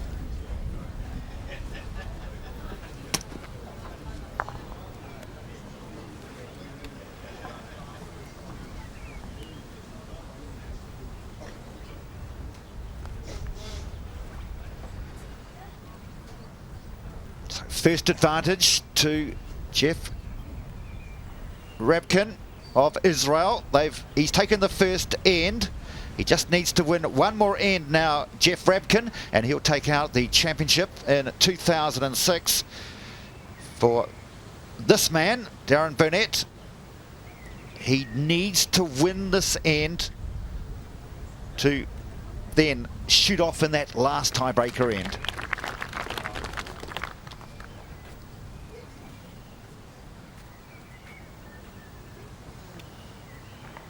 Second end of the tiebreaker, Jeff Rabkin. Gone back to the hand that he had some difficulty with earlier on in this game. Still into a situation where I cannot understand when he played on the backhand, left-hander's backhand, he was drawing so well. For some reason or another, he's gone back.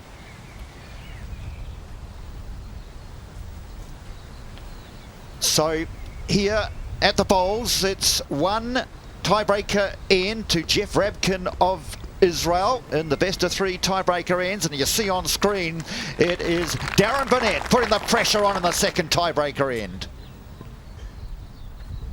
Has two, that doesn't matter. At the end of the end, whoever's closest will win the tiebreaker end. And Jeff Rabkin is going one side then the other, Terry, just hasn't settled down again on his favourite hand. Well, he thought it was his favourite hand, which is this side here, but he's dropped it short. Burnett with a big chance here. Certainly so. Jeff Rabkin played his first bowl on the forehand, and a little bit surprising when he had been playing his backhand and going in this particular direction and doing very well at that. Now he went back to the backhand, and unfortunately for him, he fell short and has probably forced himself to go back onto the other hand because of putting his bowl in the way. So you see it on screen, the two bowls, the pink bowls, which are Darren Burnett. He only needs one closest to take out the second in. Rabkin now with his third. Again, he's changed sides to that left-hand side, his forehand. He certainly had to. He put a block in for himself on the other hand. Can he put the pressure on Burnett? Can he draw the shot here and put the pressure on Burnett with his last bowl? I don't think he has. I think it's still one to the pink. The bowl that we see there sitting to the left-hand side of the jack is still the shot.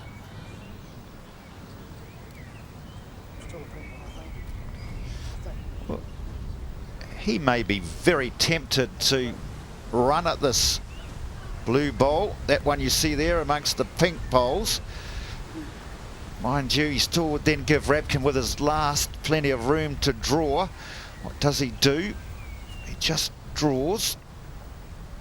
Pretty sure that Burnett's got the shot at the moment, so he just needs to just draw as close as possible, put the pressure onto Rabkin.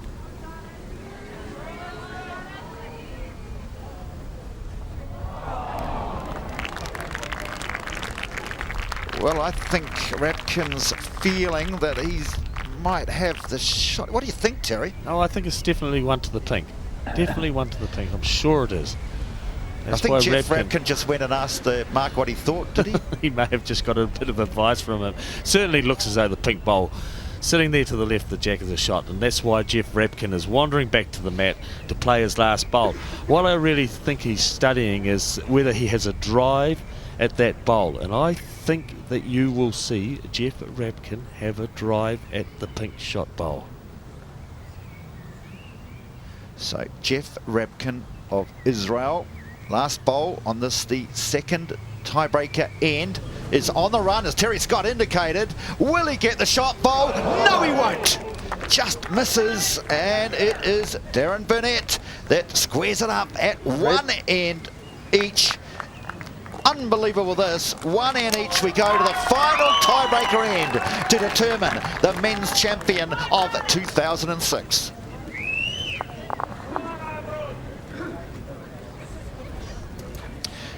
Very exciting final finish with the last tiebreaker end. And will it be Jeff Rabkin or will it be Darren Burnett that win the last tiebreaker end? Yes, an exciting finish to it. First set going to Jeff Rabkin, and Darren Burnett coming back absolutely brilliantly in the second set by taking it out to 11-8. In the first end of the tiebreaker, it was Jeff Rabkin who had the shot, Darren Burnett with his last bowl driving. However, when the dust settled, it was Rabkin who retained the one shot. The second end of the tiebreaker, it was all four drawn bowls from each of the players, but it was the closest pink bowl of Darren Burnett that took out the shot. And going into this, the third end of the tiebreaker, the match is all squared up. It's the winner of this end will become the winner of the World Men's Champion Singles. So first bowl from Jeff Rabkin, bit wayward. First bowl now from Darren Burnett. Not close enough either. Well, we saw this in the tiebreaker end between Simon G of England and Jeff Rabkin. Both were pretty wayward.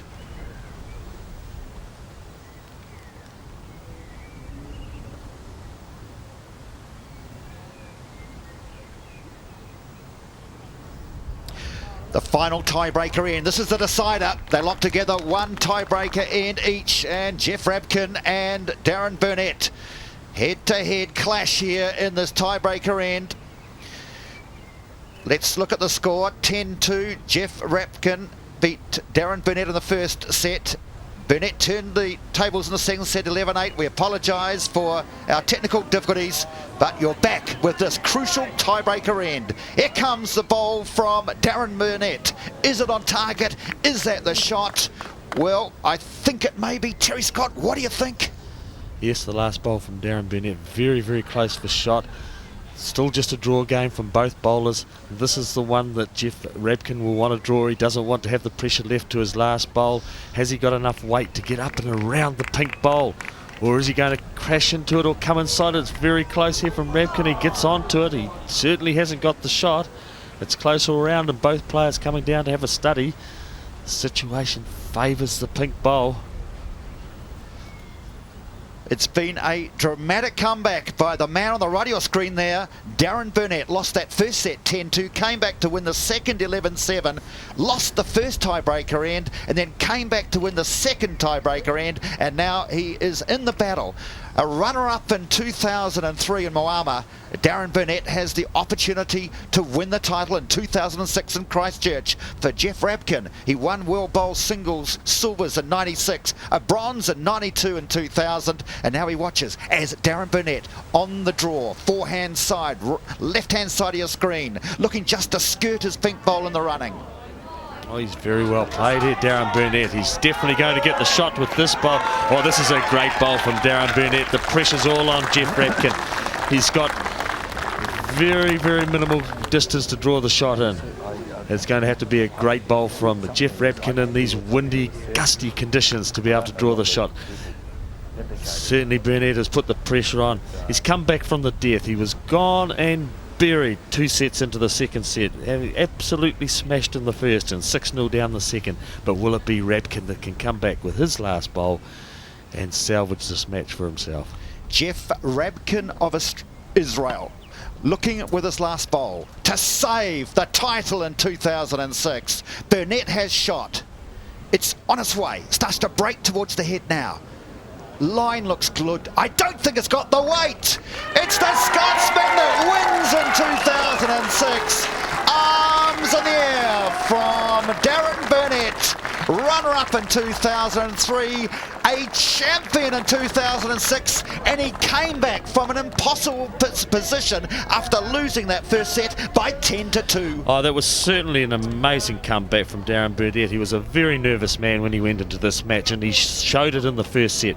He got absolutely smashed, and coming back in that second set where he scored on 4 consecutive ends, got his confidence back, and in the tiebreaker ends, taking it out by 2-1.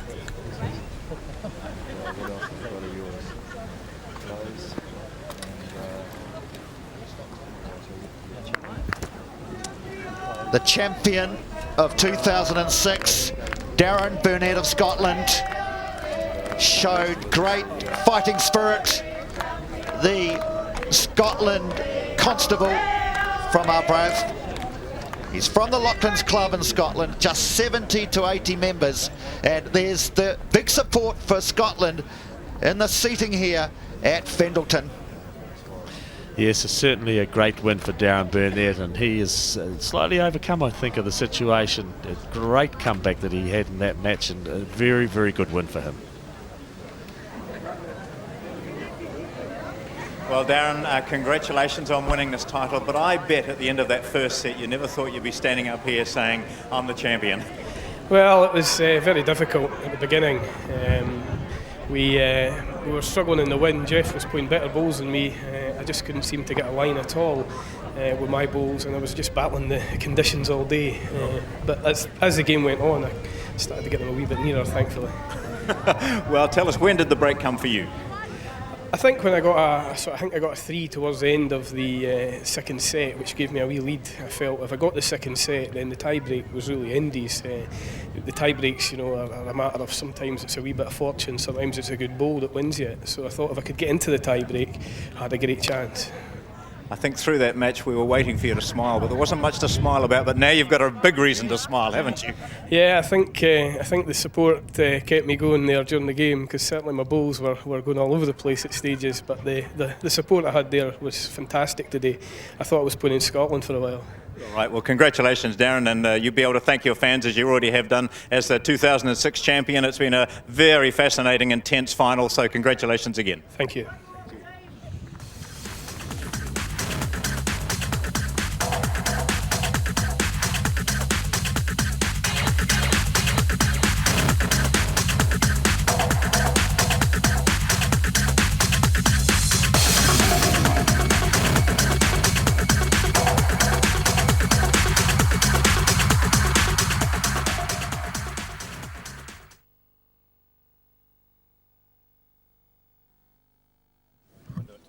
the audience here and the recording.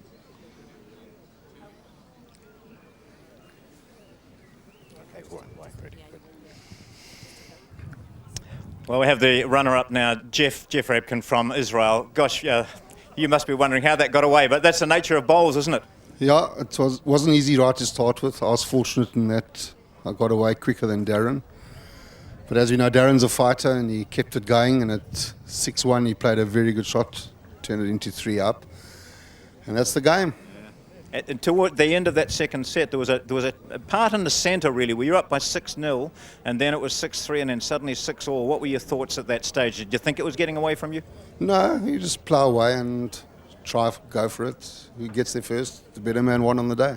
Okay, and the tie break's a great system, isn't it? Yes, very good, exciting, and good for the crowd. All right, congratulations on being runner-up, and you've had a wonderful time here. Everyone's enjoyed watching you and meeting with you, Jeff, so we hope to see you again back here in New Zealand soon. Thanks. We've got the presentation for you in a moment, ladies and gentlemen. About a minute and a half to presentations. I'll cue you to introduce this lady and then do it as...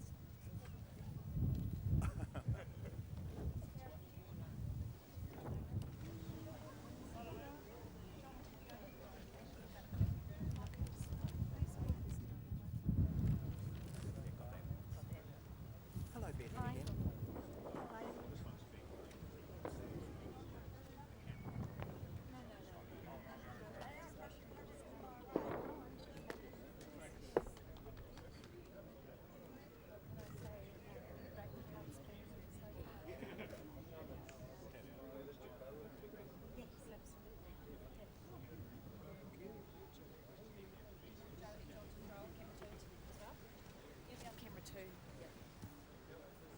Certainly.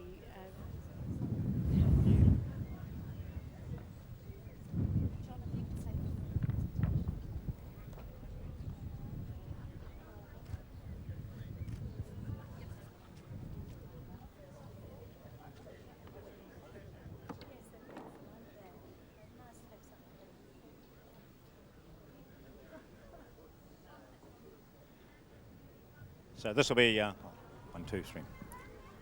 1, 2.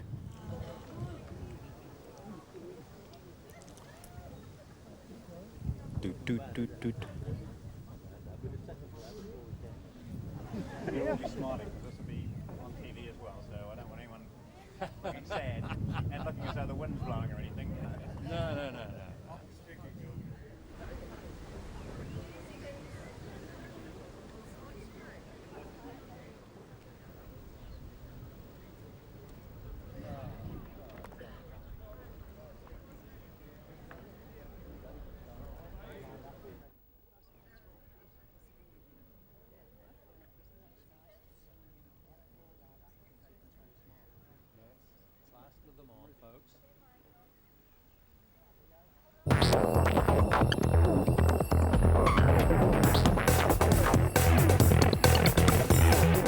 Welcome back to the Fendleton Bowling Club, where we've had a fascinating men's final here in the 2006 World Champion of Champions singles tournament.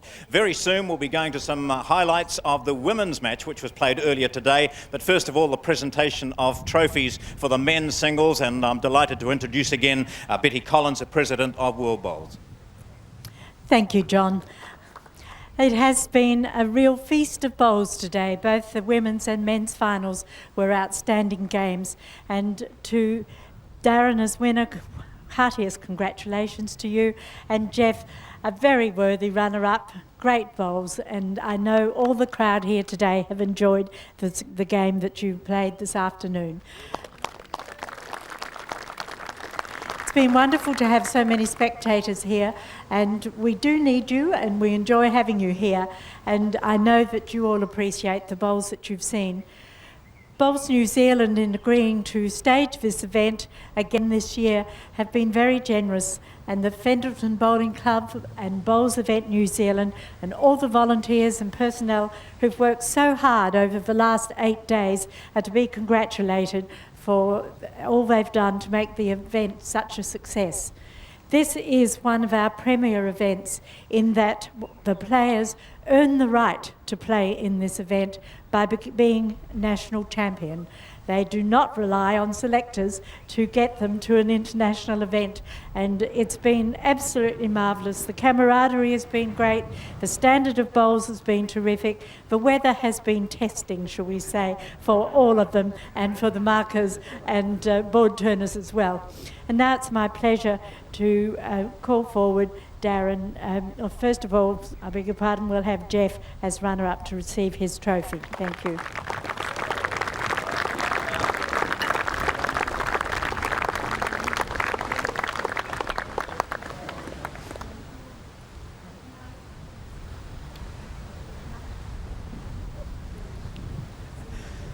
There's the runner-up, Jeff Rabkin of Israel. And now with the World Singles Champion of Champions trophy and his permanent trophy as well. Again, a big welcome from Scotland, Darren Burnett.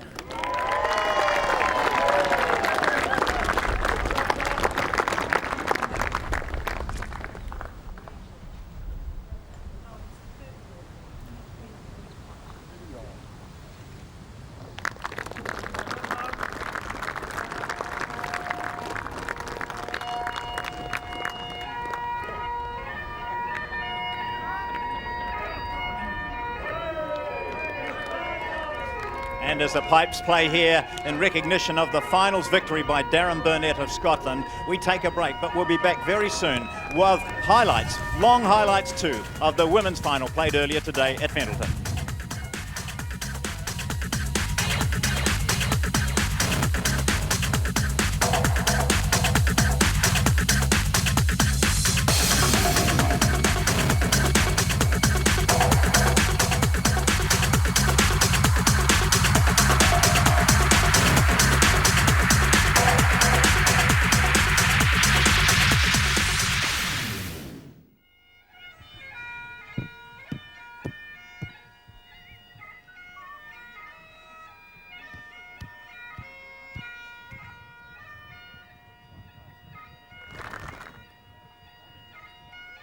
Yeah, go on.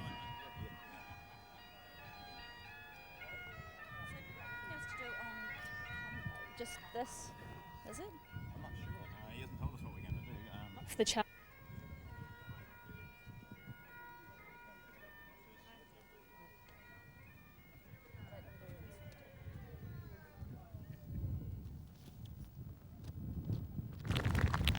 Yes, I am, yeah. All right.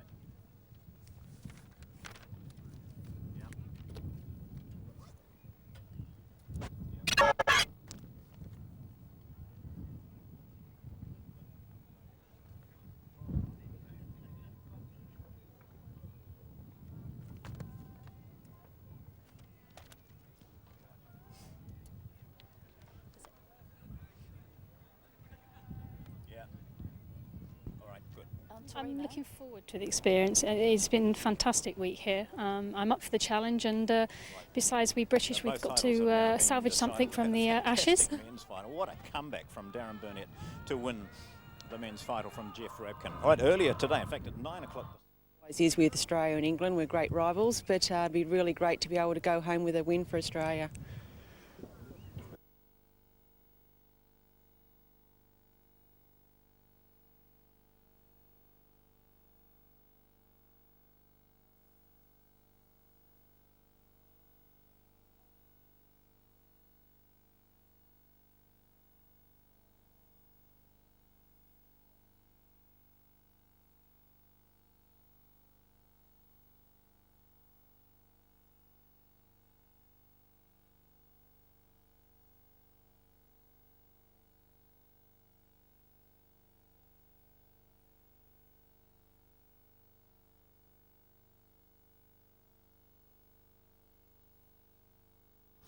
As we see Julie kick.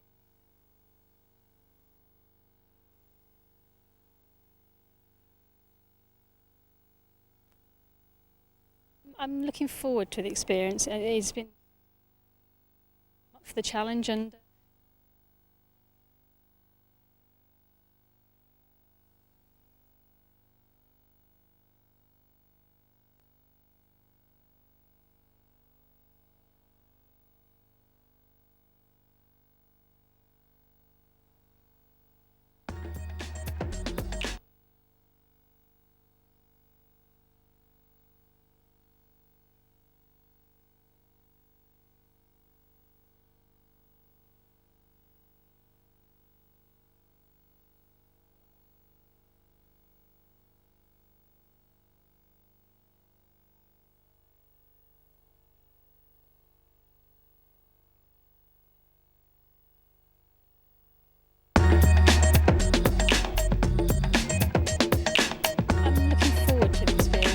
it's been a fantastic week here. I'm up for the challenge, and besides we British, we've got to salvage something from the ashes. Yeah, no, it's really exciting to go in there and to be up against England. It's going to be a really tough battle, as it always is with Australia and England. We're great rivals, but it'd be really great to be able to go home with a win for Australia.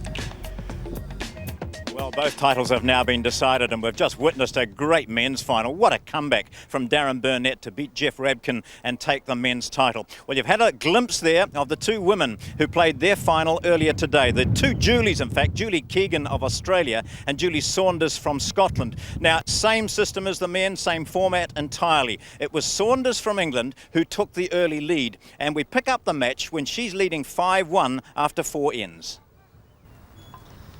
As we see Julie Keegan delivering the jack, and she has done what we predicted, followed her form from yesterday, taken the mat some 10 metres up the green, thrown the jack to 2 metres short of the 2 metre mark, so it's 4 metres short of the ditch. Julie Saunders just wandered up there to check that she was okay and happy with the length, remembering the jack has to be 23 metres up from the mat. Would have just seen the sign on screen, World Bowls Championships 2008. And of course, with the Julie Keegan currently in the Asia Pacific side for Australia, and Julie Saunders having played in the Great Britain Championships, or the British Isles Championships, in the singles, winning a silver medal in 2006. Both these ladies may be back in 2008, representing their country on even a bigger stage, perhaps.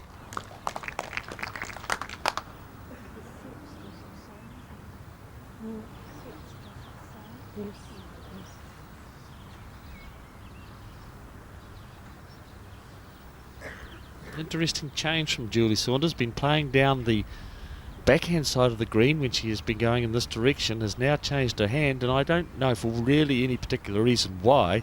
The bowl that Julie Keegan played was certainly not in her way. She had a feel of the weight on the other side of the green. I'm wondering as to why she's changed now.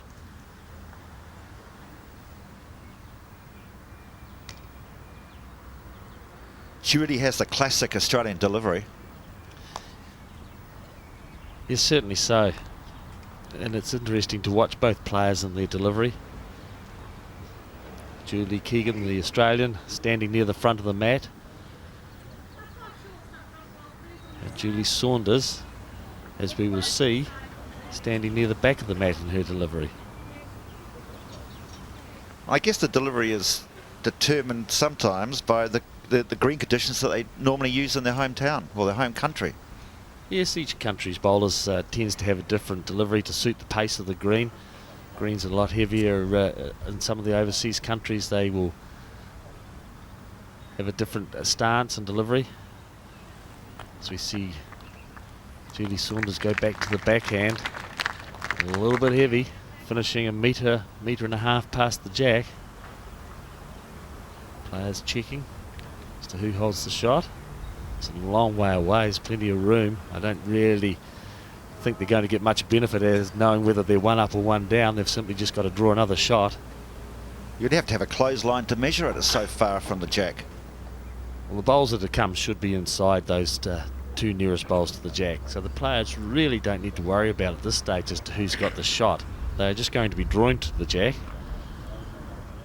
As we see, very narrow bowl, but she's got onto her own bowl and probably made 2 shots out of it.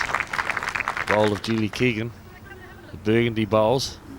As we hear Julie Saunders ask the marker of the match as to whether she can come and have a look. She's only played 2 bowls. She needs to obtain permission from the markers to go and have a look at what we call the head, where the bowls are located, and we can see that there's definitely 2 shots to Julie Keegan. Julie Saunders just wanted to get a feel of where she needs to draw to get the shot.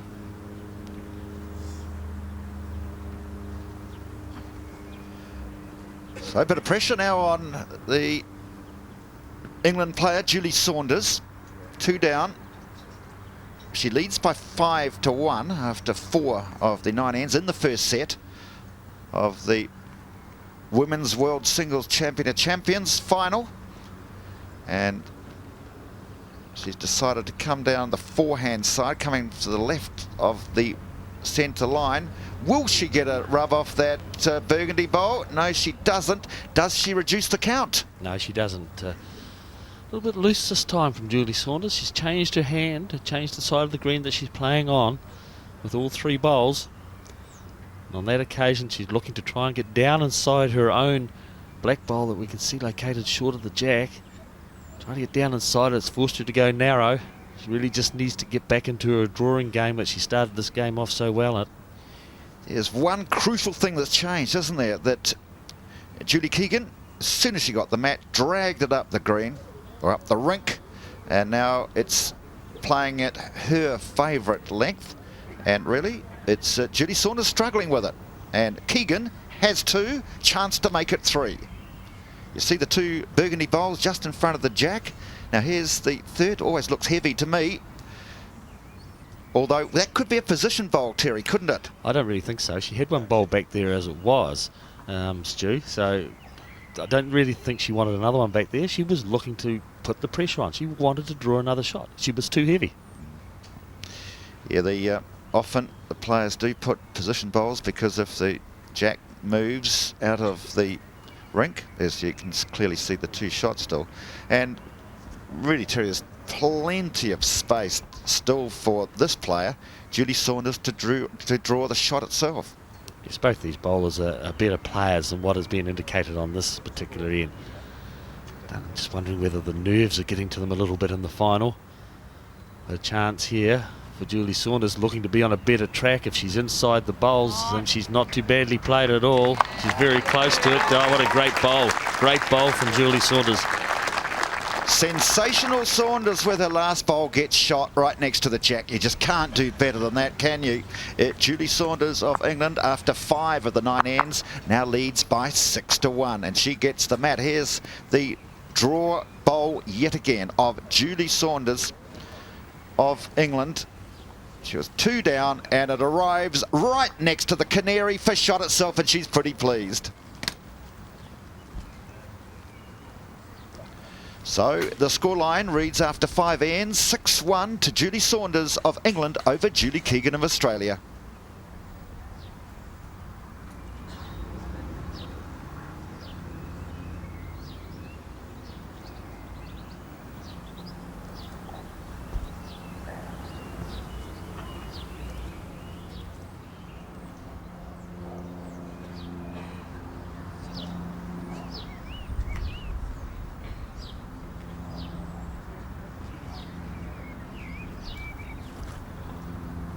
So it's Julie Saunders going ditch to ditch, as we call it. Mat on the 2 metre mark, jack on the 2 metre mark, full length end, and that's what she enjoys most. But she didn't enjoy her first bowl, did she? No, it's interesting. Both players taking the jack. They have the opportunity of giving the mat and the jack away to their opponent and keeping last bowl for themselves. But throughout this game so far, there's been 5 ends played. The winner of the previous end has taken the jack and dictated the terms and the length of jack that they want to play. This end, the opening 2 bowls of the 6th end, an applause or a slight applause from the crowd, but once again 2 very loose bowls from these class players. Full length end. Julie Saunders with her second bowl, looks to be going very wide. Very wide indeed. Well, I think the ladies have got the spray gun out on this end of it because they're all around the jack. And at 6-1, playing the 6th end, ends running out for Julie Keegan. Chance here, there's plenty of room to draw.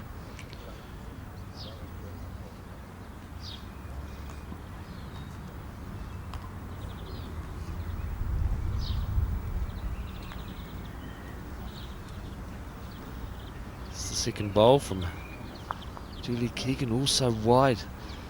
While we see greens running at 17.5 seconds, they are fantastic greens. The bowlers have to be pretty precise to play them. There's not a lot of room for error on greens like this. We see with these opening 4 bowls and the 5th one coming down now, just coming into our picture from Julie Saunders, looks to be rough as well. These bowlers are certainly better players than this and just struggling to get a feel of the green at the moment. Having played 6 ends and having played 5 ends and played 5 days of bowls on them, they should be getting them closer than this. So, Julie Keegan, Australia. I just wonder if perhaps the conditions are changing slightly, Terry. When we arrived early this morning at 7 o'clock, of course, an early start, it was dead still, just not a breath of wind at all. And there's the flags now starting to move. That's probably a little bit of a protected area just at that corner of the... But look at this, it's starting to move a little bit now, and that wind, I think, starting to grow. Yes, can be having an effect slightly on the bowls. I wouldn't think it'd be too significant at this stage. Down at ground level where the bowls are, right down on the green, they won't be getting affected too much by the wind at this stage. Julie Saunders playing her last bowl. Will need to pick up the jack if she wants to do any good, because she'll go sailing past, but she does. She picks up the jack, moves it to the side, possibly makes 2 shots out of it. One of her looser bowls earlier on in the end has gone across me. You see it at the front of the front right hand side of the screen, the black bowl. It's also the Julie Keegan bowl, or Julie Saunders bowl, as Julie Keegan looks to see what the position is. Perhaps just one. We saw Julie Keegan quite prepared to drive when she played Audrey Stevenson. In fact, with 2 brilliant drives, she won the first set against Audrey Stevenson of New Zealand in that semi-final. I don't know whether the drive is on there, because there seems to be a bowl pretty well in line. Yes, there is one bowl up the green, the black bowl. We can see it up the front there. Depend on whether she is 1 or 2 down, and we can see it from there that she's definitely 2 down. I don't know, she's a chance, but looking at her lining up on the mat, she's certainly looking for the drive, all right. So here we are, Julie Keegan of Australia on the drive. The first attacking shot here in the final. It's on its way and gets the jack and gets the perfect result. What about that on the drive, Julie Keegan? Oh, excellent stuff from Julie Keegan. Her accuracy is pinpoint. Earlier on this tournament, when we seen the drive, and we see the jack and the bowl sitting in the ditch. The bowl, because it touched the jack, is a live bowl, and she's got 1 shot with that magnificent drive. So Julie Keegan of Australia is on the drive here at Fendalton with aggression, looking for the bowl or the canary, and it's canary in the cage. Magnificent drive from Julie Keegan of Australia. It's 1 shot to Keegan.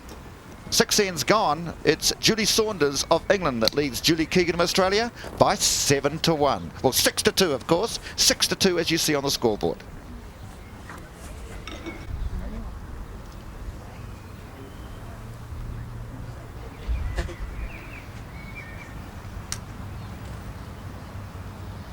We saw yesterday just how good on the drive Julie Keegan is in that superb performance in that first set against New Zealand's Audrey Stevenson. I might say I was particularly impressed with her driving ability. I thought she was quite outstanding.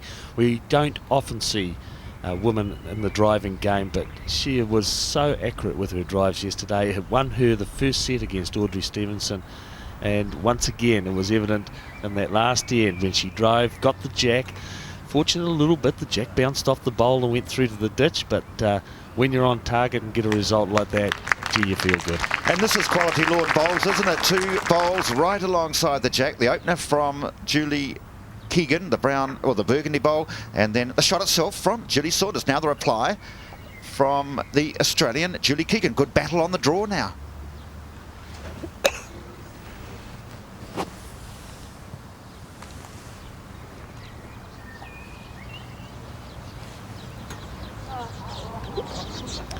Yes, the second bowl of Julie Keegan slipping through the gap between the 2 previous bowls that have been played as our marker.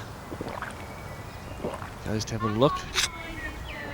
It indicates the black bowl is the shot of Julie Saunders. She holds 1 on this, the 7th end, the 3rd last end in the first set.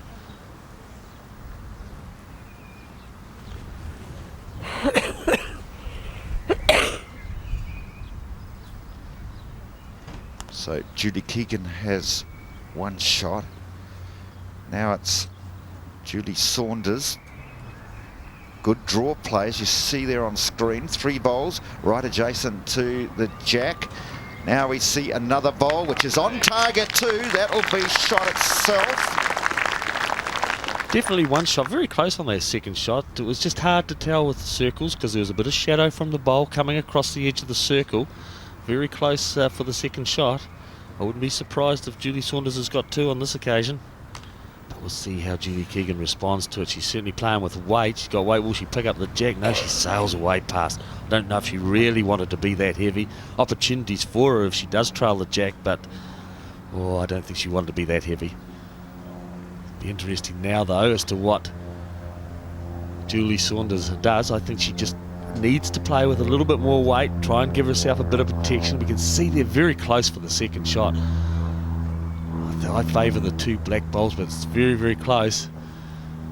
However, I'm sure Julie Saunders will be looking to draw past her black bowls to give herself some cover, getting around near those burgundy bowls behind.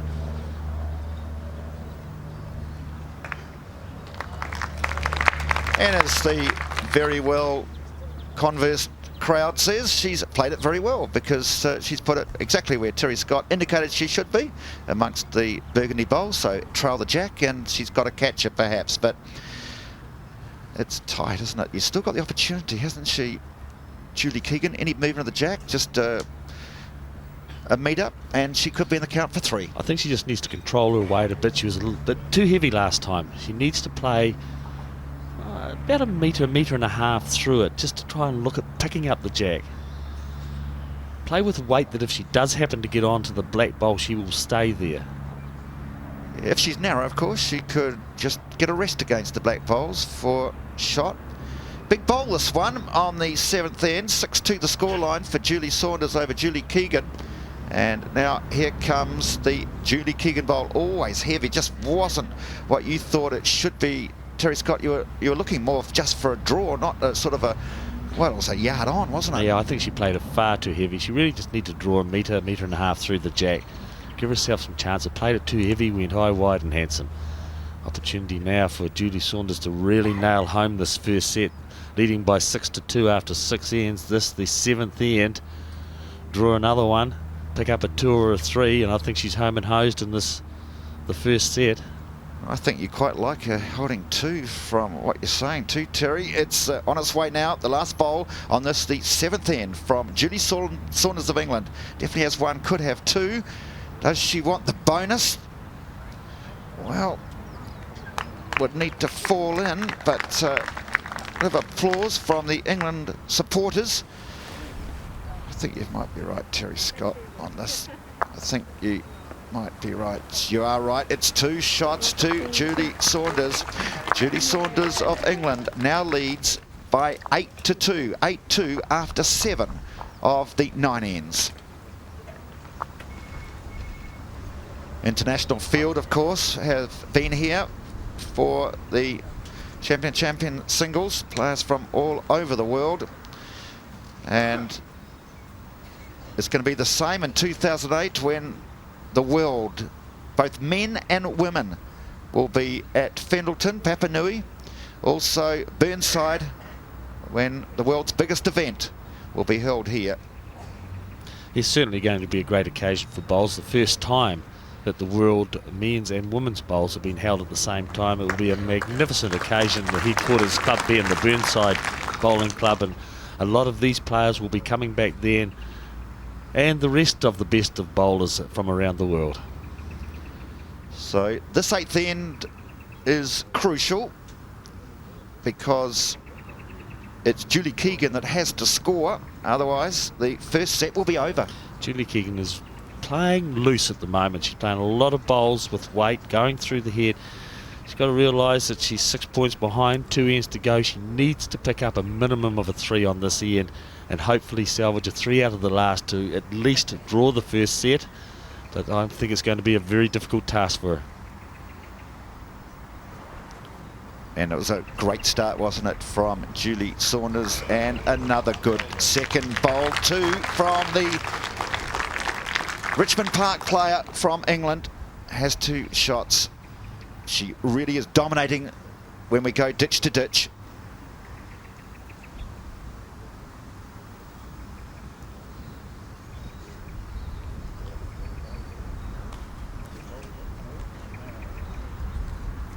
It's the second bowl of Julie Keegan, not really giving it a chance. Very short, long way away, her first 2 bowls. The pressure's going on her.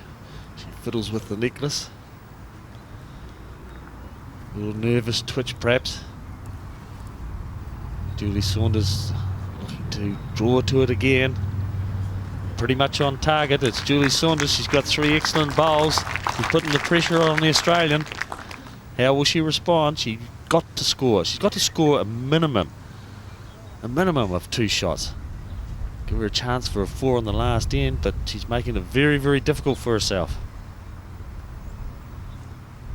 Yes, see the scoreboard, 8-2. 2 would make it 8-4. Chance for the 4 on the last end, which is difficult. And you're tied at 8-all. That's fine. They go to the next set with whoever wins would take out the final. But really, it's pressure from Julie Saunders. She looks in control. Yeah, Julie Saunders wandered up to the head to have a look at the situation. She got halfway there and her mind was made up straight away as to what she has to do. We see at the back the 2 burgundy bowls that she will be looking to cover. The only opportunity for Julie Keegan is to move the jack back, and she would need to change her hand on the forehand play with weight. Julie Saunders looking for some cover as we see the bowl drifting down to these 2 burgundy bowls. They're the ones she wants to cover, but she's looking to be heavy. I don't know whether she's going to go right through to the ditch. It's getting very close to it, and she does, so that's not a good bowl from Julie Saunders, leaving the 2 burgundy bowls at the back. Right, it's a big bowl now from Julie Keegan. Backhand, having to play with weight. I'm sure that's what you'd be looking for.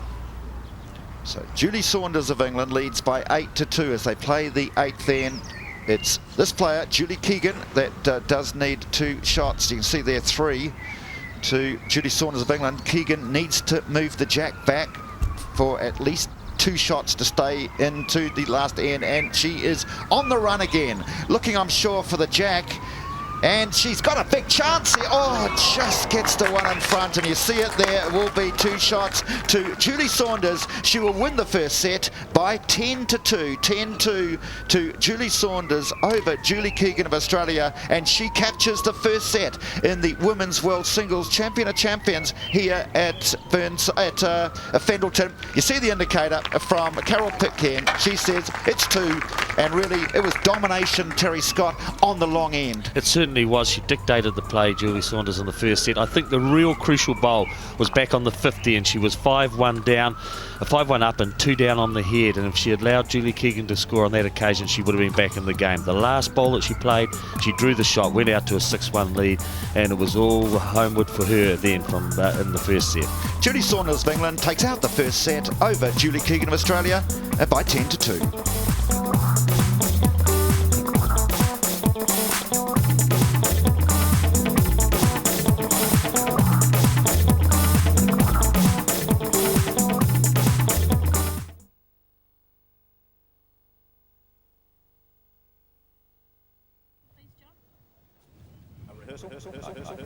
Yep.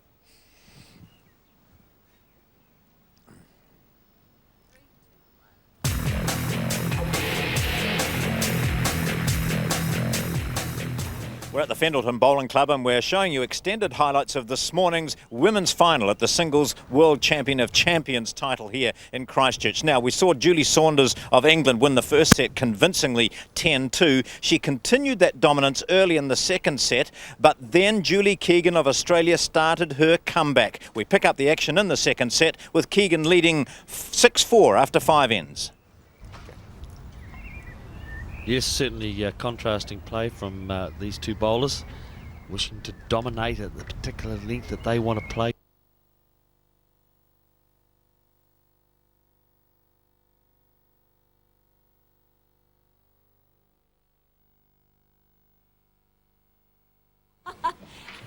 I've only got England written down every time. But you said Scotland. Sorry.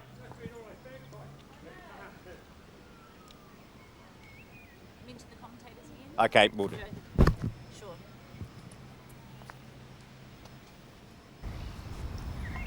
How to get an Yes, certainly contrasting play from these two bowlers, wishing to dominate at the particular length that they want to play to. And certainly the last two ends, it's been Julie Keegan who has dominated. She's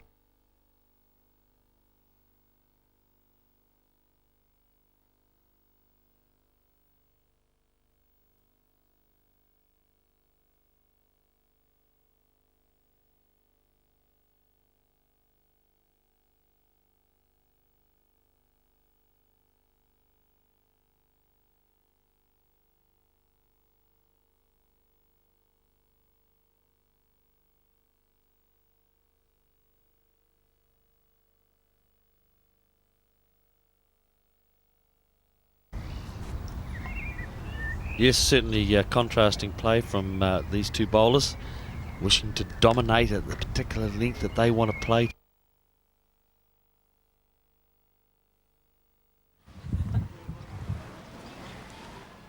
Julie Saunders of Ireland was leading after this.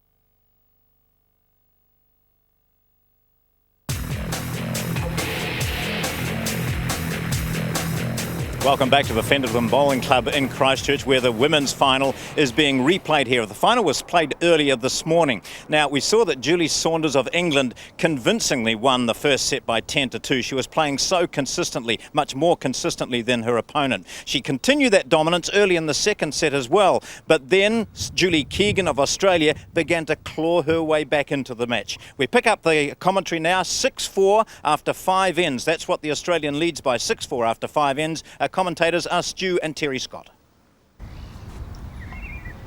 Yes, certainly contrasting play from these two bowlers, wishing to dominate at the particular length that they want to play to. And certainly the last two ends, it's been Julie Keegan who has dominated. She's played some outstanding bowls, a 3 and a 2 to go out to a 6-4 lead. 4-1 down she was in the second set, but picking up magnificent shots on the fourth and the fifth end. Now leading by 6-4. Can she continue in that form and take out the second set? 3 ends to go. 4 ends to go. This is the 6th end that the players are now on. 4 ends to go. Here's the first bowl from Julie Saunders. Oh, enjoy the trip into past the ditch. into the ditch. Won't be happy with that bowl.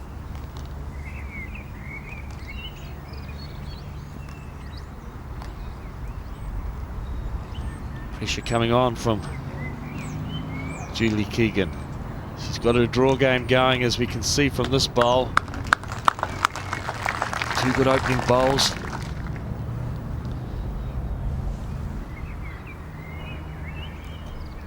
Yes, Julie Saunders on the mat. And a change for Julie Saunders. One of the rare occasions the players have played down the backhand, and she has decided that she will have a change. And how is the result going to be? Right next to the jack. Well, that was a good decision. Well, makes you wonder why they haven't been going down that side earlier.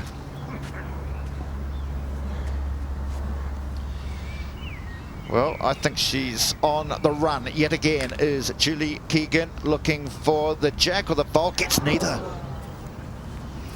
Yes, she eyed the driving bowl right to it, got to the jack and slipped past on the narrow side.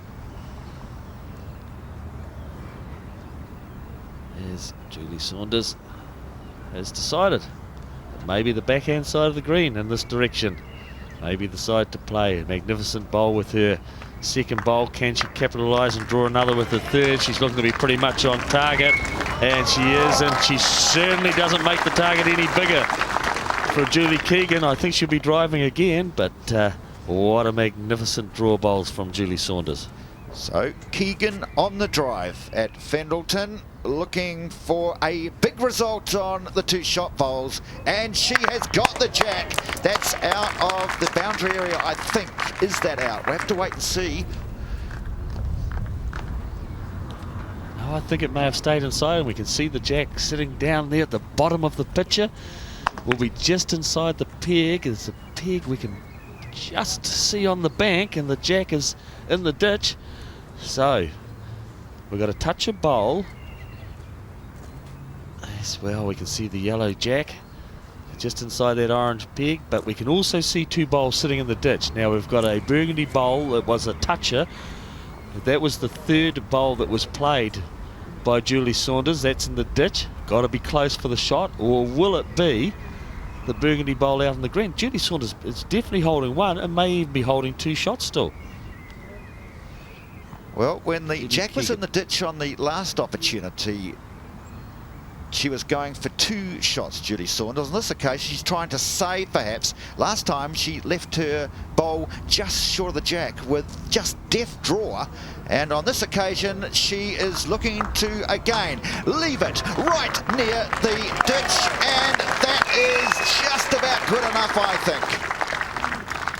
Yes, an excellent save there from Julie Saunders. 2 down after that magnificent drive. So after 6 of the 9 ends, the score now is Julie Keegan of Australia leading Julie Saunders of England by 6-5.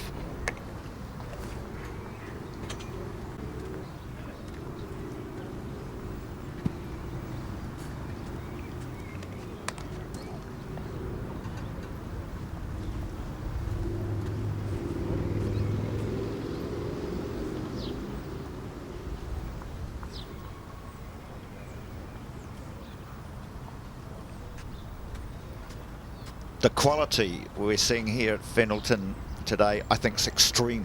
Fantastic, both these players, both leading lights in their home countries. This player, Julie Saunders in England, having played for England in the British Isles Champs, winning a silver in the singles in that hot competition, and Julie Keegan of Australia in the Asia Pacific side. So 2 quality players. We may see them in the World Champs in 2008, and they've proven just how good they are. Yeah, certainly some wayward bowls in the first set, dominated by Julie Saunders, who took it out by 10-2. But the calibre and quality of bowls in the second set has been quite outstanding, and that is evidenced by the score. It's 6-5 it is to Julie Keegan after 6 ends. Remember, he playing 9 ends in each set, and the bowls have been quite outstanding in this set. Both players have dominated in the draw at certain stages and dominated in the drive at certain stages. We've seen the full range of shots from these players, outstanding bowls, and certainly an excellent second set.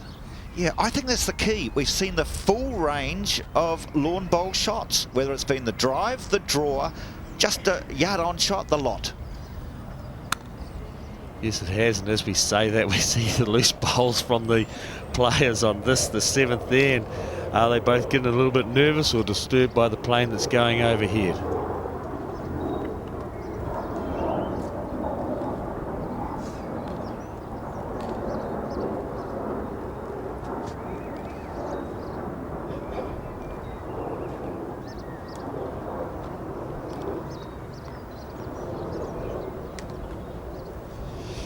Still plenty of room, isn't it? Although the burgundy bowl would be closer at the moment, there is just so much room. The first of these players that nail the jack will take the advantage. At the moment, they're just toying with it. When's the big hit going to come? Is it this bowl now from Julie Saunders? No, it's not. Both players sending down some loose ones on this end. As Julie Keegan asked, do I hold 1? Of which she does. The burgundy bowl of Julie Keegan, the 3rd to be delivered on this end, holding 1 shot. Looking to draw another, but high, wide and handsome this bowl. Well, no reason for them to struggle. The wind is Just a little zephyr going across the green, but not affecting the bowls at all. Well, plenty of room for Julie Saunders. Can she recover the situation on this, the 7th end, with her last bowl? So 1 bowl each. First it'll be Julie Saunders, and then it will be Julie Keegan to complete the 7th end. She's following it down, as you see there, on the run, looking for the bowl just to stop next to the jack. Looks to be on target too. Is this going to be the shot? Will it stop? Oh, I don't think so. I don't know. It's a bowl that's just gone past Perhaps the it jack. did. Oh, What do you think, Terry? I just looking at it, favour the black bowl. We need some help. Help, please. Well, I think the way that, as we see it, the brown bowl. Brown bowl. Whoa, Well, wow. Thanks for the help. I hope you enjoyed the wait at home too. It's tension here at the bowl. 6-5. Last bowl coming in now from Keegan. Could make it 2. Has 1. We saw with the rings. Now she's looking for the 2. I think she's narrow. She's narrow and she's going to get wooded too. Not a good bowl from Keegan. Had the 1 shot. Opportunity to add to that. So we'll wait for our marker Carol Pitcairn to give us the verdict. We've had the jury in, and they've said 1 to the brown bowl with some technological help. Now we may have the measure to decide it on the green. I'm sure the players at some stage would have loved to have the opportunities that we have in those rings to know whether they have the shot or not.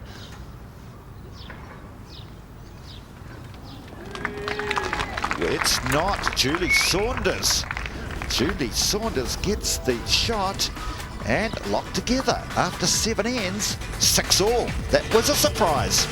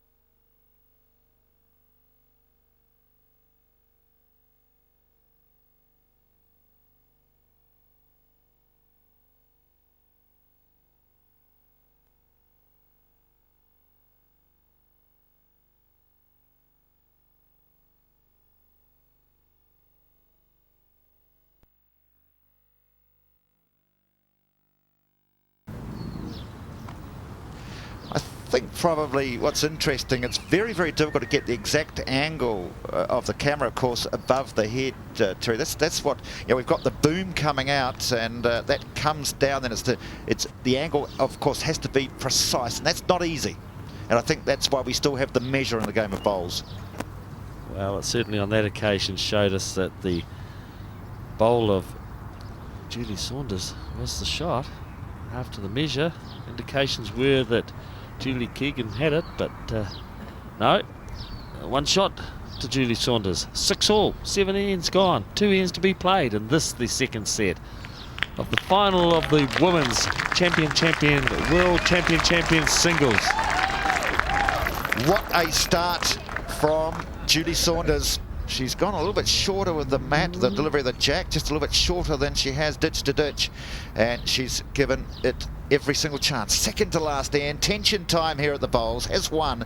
Julie Saunders right next to the jack after taking out that first set 10-2. Locked together 6 all on the second. Of course, draws do count in the set play. Well, a good response from Julie Keegan, however. She's failed to completely remove the shot of Julie Saunders, drifted off the bowl, still 1 shot to the black bowl. Interesting, isn't it, that both players have gone onto this backhand right throughout this whole game. They've hardly played a bowl on it until the previous end coming this way, when Julie Saunders drew 2 shots. And now both players going onto that backhand, and their opening bowls very, very close to Jack, particularly the one from Julie Saunders drew the shot, and Julie Keegan just unfortunate not to be able to sit it back cleanly. What do? Continue down this backhand or change to the forehand?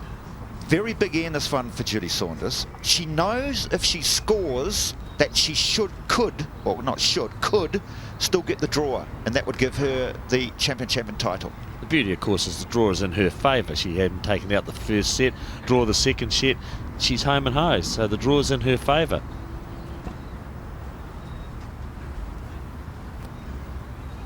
And a change of hand it was for Julie Keegan on that occasion. A little bit surprised with that. She had gone reasonably close with her first bowl. Seems to be the hand that might be suiting the players better, the backhand, as Julie Saunders continues to play down that side, looking for a little bit of cover. She's got 2 shots at the moment. Julie Keegan can only really afford to draw. All she needs to do is score the 1 shot on this end, go into the last end 1 up, give herself a chance of taking out the set. At the moment the pressure is on her. She can ill afford to drop a 2 on this end and have to try and pick up a 3 on the last. There's only been 1 occasion that she has picked up a 3 right throughout this game, where she drew 3 magnificent bowls. But to have to do it on the last end to win a set would certainly put a lot of pressure on herself. Oh, we watched the Ashes test last night, and now we've got another great battle here. Yes, it's the Ashes bowls test. England against Australia. But on this occasion, will it be England that takes out the title? Or can Australia come back on this, the 8th end? 2 down. Julie Keegan drawing on the forehand, following her bowl down, looking at it intently as it drifts towards the jack. Can she get in for the shot? No, I don't think so. It's very, very close. The bowl fell over, but I think it's still the 1 shot. The black bowl, I think, is still the shot. You'd favour it, wouldn't you? Just. Not a lot in it. Julie Saunders with her last bowl, and then we'll have the last bowl from Julie Keegan.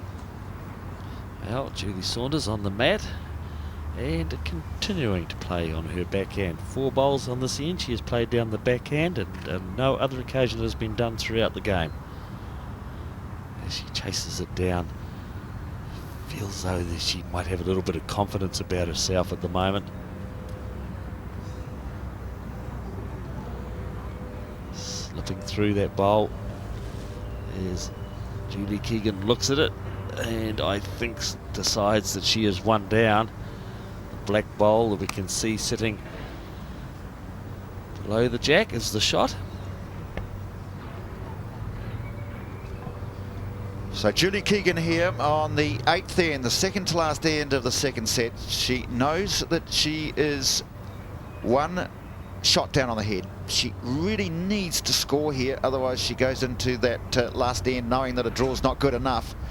And she's on the draw, on her forehand. And then she follows it down, runs down towards the head. It's got a nice line, it's got a chance, definitely got a chance. And she just moves the black ball. Has she moved it enough? It's tight. I think she's got it.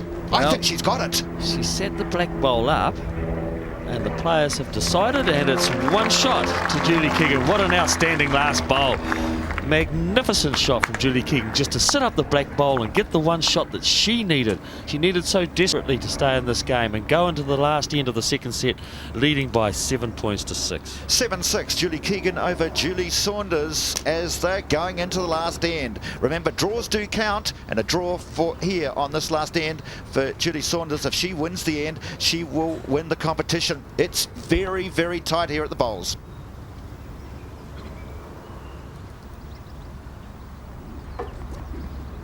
So there's the set score, 7-6 as you see on screen.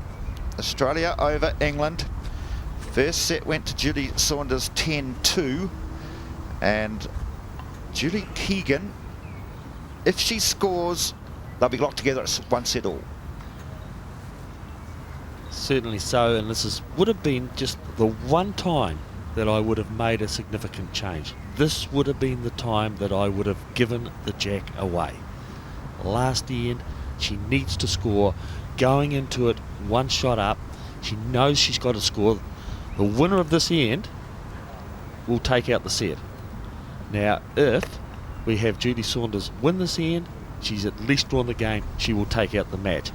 Great opportunity then for Julie Keegan to have had the last bowl, and that was evidenced in the previous end with her last bowl where she sat out the English bowl to get the one shot. And this was where I would have made that unusual change and given the jack away. However, the players have continued to do what they have done throughout. When they have won the end, have taken the jack. Very astute, I think, because the last bowl in this cutthroat competition at the final end is vital. But Julie Keegan, if she can nail the jack, she would put all the pressure on Julie Saunders, and she's done pretty well. That's a good reply.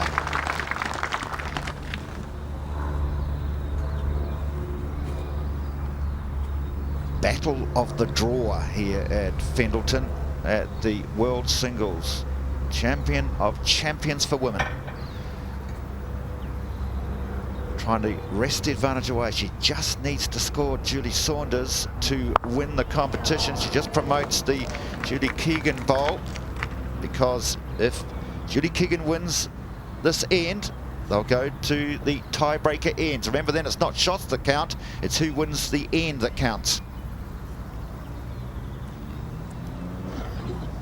Well, the confidence of Julie Keegan as she plays her third bowl, chasing it a little bit wide. Very wide indeed, going around. Still opportunities though. The shot bowl. You can see the burgundy bowl. It's the shot bowl of Julie Keegan. There's Julie Saunders. Beautiful smooth delivery on her backhand. Looks to be wide. And she is wide. She doesn't need to be outside that ball. She's got to be inside it if she wants to give her bowl a chance of the shot. Well, one bowl left for each player. The last end of the second set. Can Julie Keegan keep the shot? Keep the shot, go into the tiebreaker. It's all a fresh start. Pressure time for Julie Keegan, because she knows that the last bowl will be played by her opponent, who with a last bowl could win the championship. So Julie Keegan of Noosa Heads, Queensland, Australia. Bowl in hand, delivering. Has won. Would love to get another bowl behind it. Doesn't want to leave any target.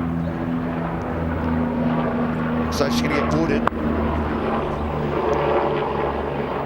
So this last bowl from Julie Saunders. Draw the shot and she wins the championship. And that's exactly what she has to do, draw the shot. She's failed to do it with her 3 earlier bowls, and I think she is looking and wondering whether she plays with some weight. She only needs 1 shot. Draw to me would appear to be the obvious choice. All bowls past the jack belong to Julie Keegan, the bowls behind. So what will she do? On the mat, looking to draw. So Julie Saunders of England, last bowl in the 2nd set. Draw the shot, get her bowl closer to the jack than the burgundy bowl. She will win the singles championship of 2006. As it starts to make its way towards the edge, she will miss everything, and it will be a single to Julie Keegan, and Julie Keegan will take out that 2nd set by 8-6. Locked together, 1 set all. We go to the tiebreaker ends.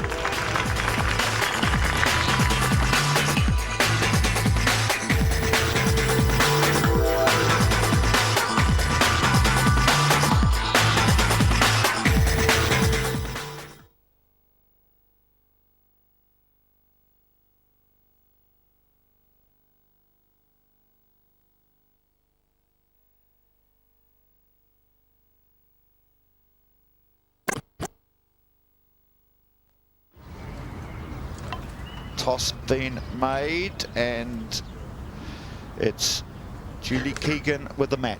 Yes, that was interesting, because I believe that the toss may have been won by Julie Saunders. She handed the jack to Julie Keegan.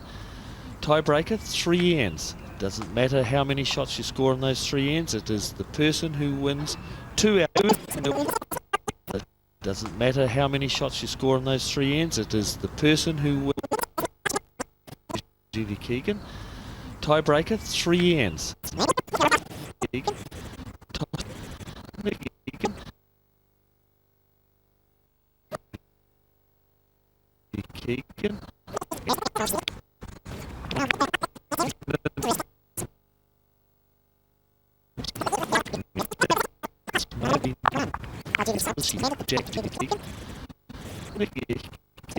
Keegan.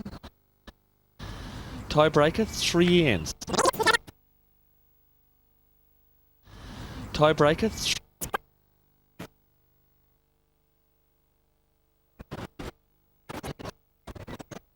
in the tiebreaker. 8-6, locked, 1-all in the tiebreaker.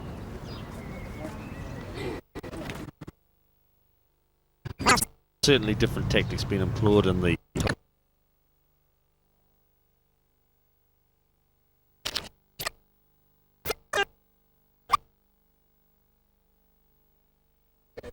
Two to 1.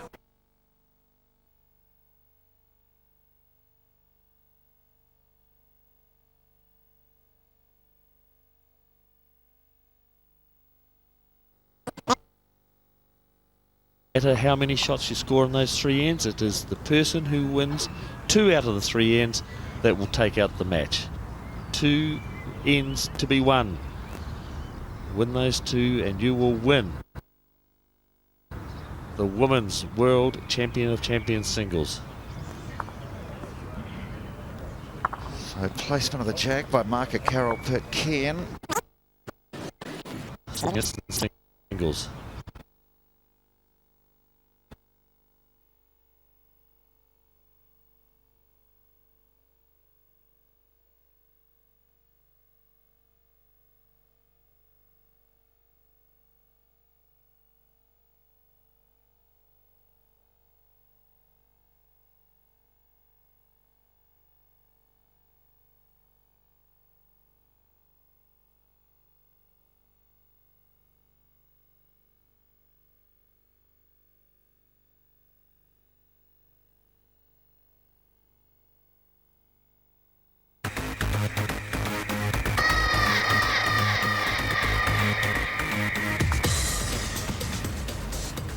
So placement of the jack by marker Carol Pitcairn. First bowl for Julie Keegan. Tiebreaker ends. Certainly the confidence has come back into Julie Keegan's game. She played some magnificent bowls in the middle part of the second set. She picked up a 3 and a 2 when she went out to a 6-4 lead.